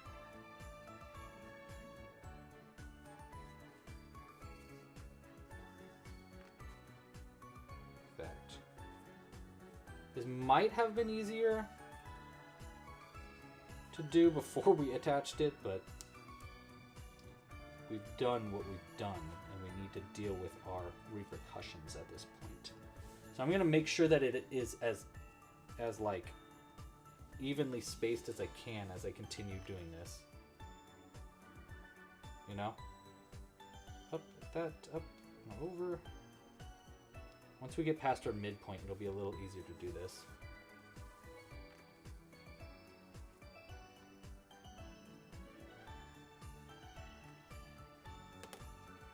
I wish I had another bell. I don't know if I do, but it would be nice to have a second bell to hang at the end of this candy cane so that you knew whose house it was. It's Alfonso's.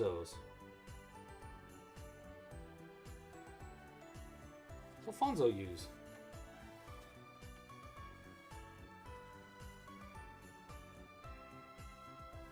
That. Send a little tighter.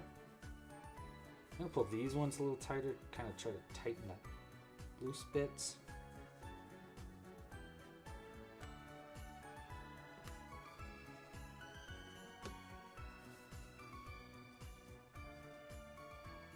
All right, sure. And now we can just, this should be a lot easier now that we've gotten past that halfway point. I think we can now just go and wind it.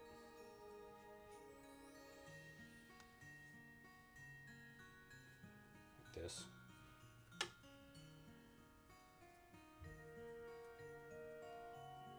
Like that. Okay. All the way down to the end. Go in through the center here. And we're going to go into the body with this. Or into the house, rather. Okay, and let's make sure this is in the shape we want. So we want it to bend down like that. See, now is where it would be nice to have a... It'd be really nice to have something to hang from this. What can we hang? Do I have another bell anywhere? I don't know. I don't know if I do. I can look though.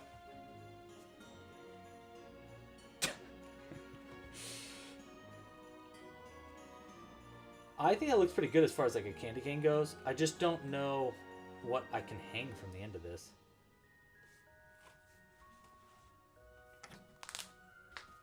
Let's see. Do I have bells?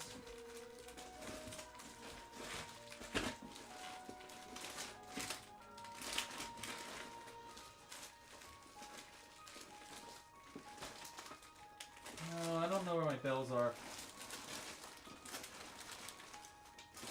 Oh, wait. I do know where they are. I do know where they are because I saw them the other day and I was like, oh, that's where they are? In here. Right? Yes, I hear them. In here? No.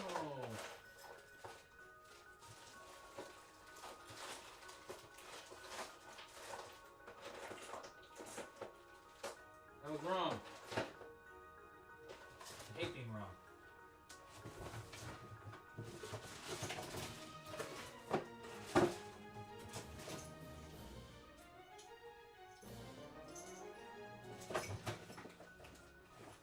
Alright. I don't know where our bells are. We lost them. We used the last one for the top of our elf. So I'm just going to hide this end instead. So I'm going to go up a few stitches, trying to work into the back of this yarn. Just for a few. Like that much.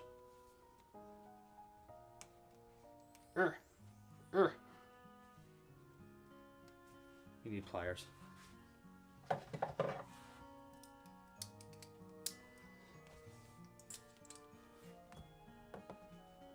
we go.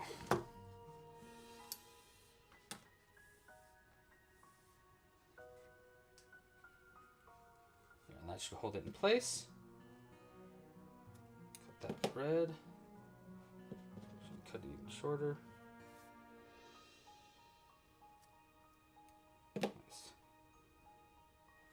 Okay, there's our candy cane.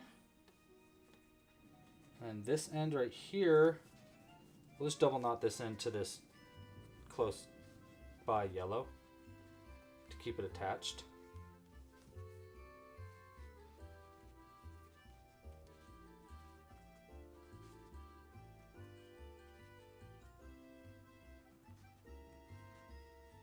There we go.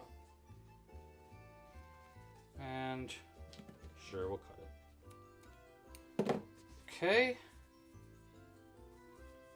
That keeps the ends in there. Nice. Hey, come on. That's pretty good, right?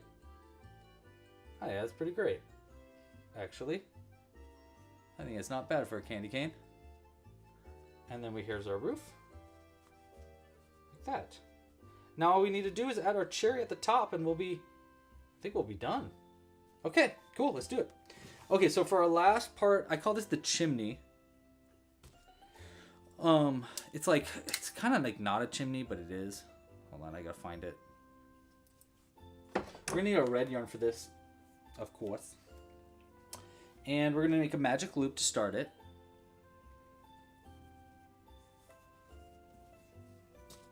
There we go.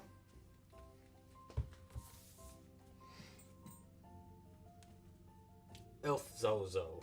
Alfonso. Oh, wait, sorry. Before we start this, we gotta vote for our angel name. Okay, so now we're gonna be naming our angel from last week, by the way. So if you're in the poll, we're going to be voting for the name of this fella here. So let me go ahead and throw the name suggestions from our chat, from earlier in the chat. Ooh, oh, whoa, okay. Hold on. 1, 2,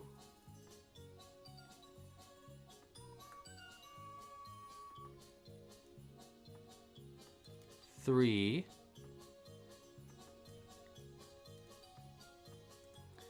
4. Okay. Got our name suggestions. Now we go... and we'll say... Oopsie, sorry. Name our angel. 1, 2, 3...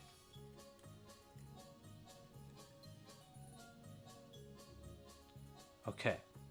There's one vote done.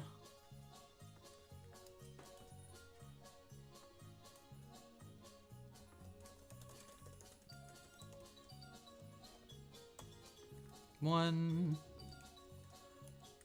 2, 3, 4. Okay. Name suggestions for our angel. We've got Yarniel,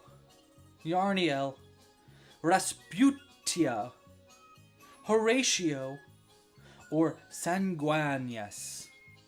Those are the name suggestions for our beautiful, very biblically accurate angel. Vote now for what you want to name our angel. And let's get back to finishing up our gingerbread house. Okay. So for the last part here, we want to add a string chimney. We're going to start with our red yarn and make a magic loop. And I'm going to single crochet 6 times into the magic loop. 1, 2, 4, 5, and 6. We'll pull that tight. For round 2, we're going to single crochet into each stitch around. I'm going to work around our tail end for the first, 1, 2, we'll do the first 3 stitches. I'll work around our tail end here. And I actually don't want to cut the tail end close. I'm going to actually pull it through the end of our magic, or the very tip of our chimney here, to make it look more like a gosh, I'm blanking here, cherry. So we're gonna, there's our 6 single crochets around. I'm gonna pull my loop out really quick, go back into the center, and pull our tail end from the very start through the center, which we can use now, like I said, to make the stem of our cherry. So I'll cut it about that long. That's probably going to be too long, to be honest, but for right now it'll work. Okay. Next up, round 3 of our chimney, we're going to slip stitch 1 into the back loop of the first stitch and the 4th stitch at the same time. So this back loop is our first, and 1, 2, 3, 4, like that. we're going to slip stitch into those like this. Okay, not too crazy, actually pretty easy. And then we're going to chain 15. 1, 2, 3, 4, 5, 7, 8, 9, 10, 11, 12, 13, 14, 15. Let's see how long that's going to be. We want a little longer than that. Let's go to 16, 17, 18, 19.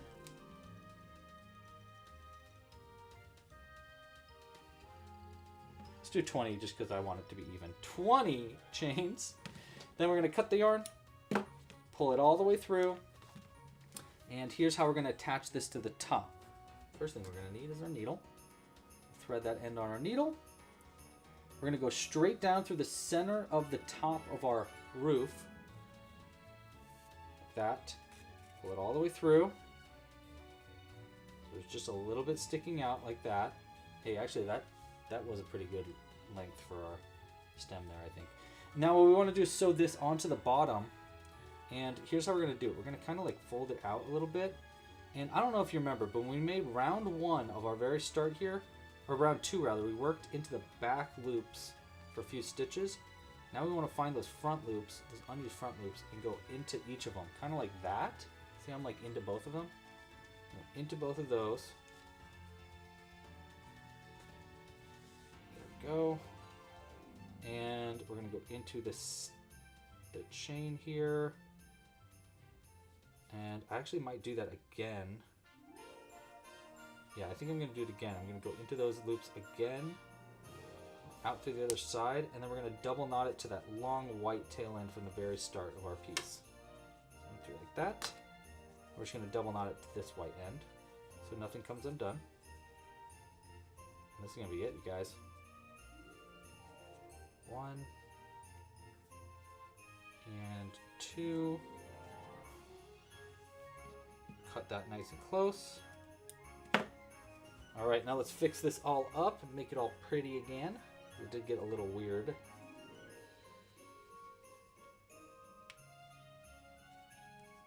Okay. Let's get our top on there. And there is our gingerbread house. Oh my goodness. And see, because we have that cherry on the top there, we can pull this open and it won't fall off. That's why we do that. And now we have a gingerbread house. Oh my god, that's so cute! Look at that! Look at that! Look at that! Look at that! I love it. I love it! Alright, let's take and then let's put Alfonso into their elf house. Put them in there like this. Just so the little bell is sticking out, and we can still go around the bell like that. And there we go, he's hidden in there. Oh, come on, yes, dude. That's awesome. This is so cool. This was a good. This one was a good. I'm happy with that. All right, team. We're going to choose our name for our angel in just a moment. But before I do that, I just want to say thank you so much for being here. Seriously, thank you. Merry Christmas. Happy holidays. Happy Hanukkah. Everything and anything. Happy. I hope you guys have had a wonderful year. Now, I'm fingers ultra crossed. I'm going to have one more live stream before the end of the year. Not next Friday. Actually, maybe next Friday. Let me look at the calendar really quick. Hold on. I'm going to try to do it next Friday. If I don't do it, but that's the 26th, so that's the day after Christmas. So I might not, honestly. If I don't, if I'm taking a break, then I'll be back the Friday after the first Friday of the new year. We're going to be doing, for our next live stream, I'm going to do a tier list of all of the things that we made throughout all the live streams this year. And we're gonna choose which ones were the favorites. I think that's going to be a lot of fun. But thank you guys so much for being here today. I know this was an extra long one.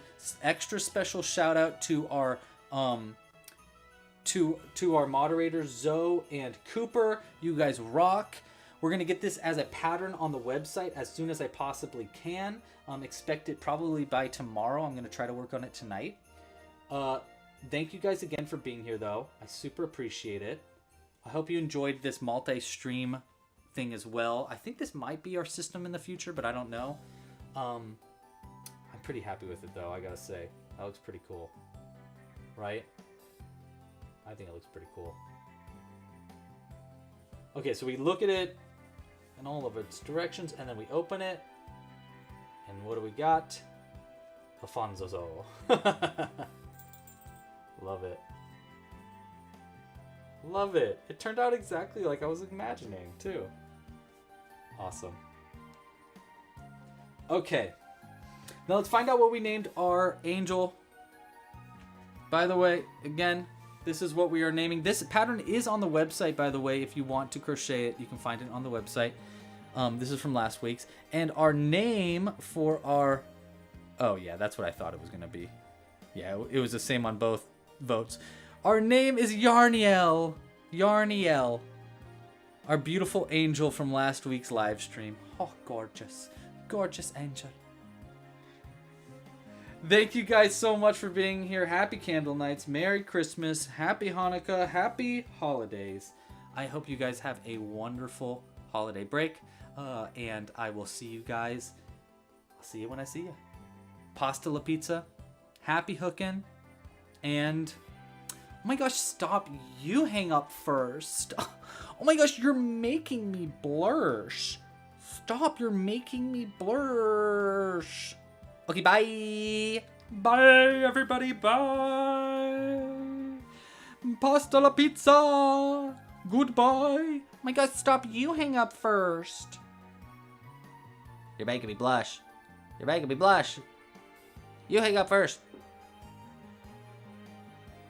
That's funny. This one's kind of all broken up a little bit. I'll fix it up for us. There we go. Nice. Back into outer space for me. Okay, bye!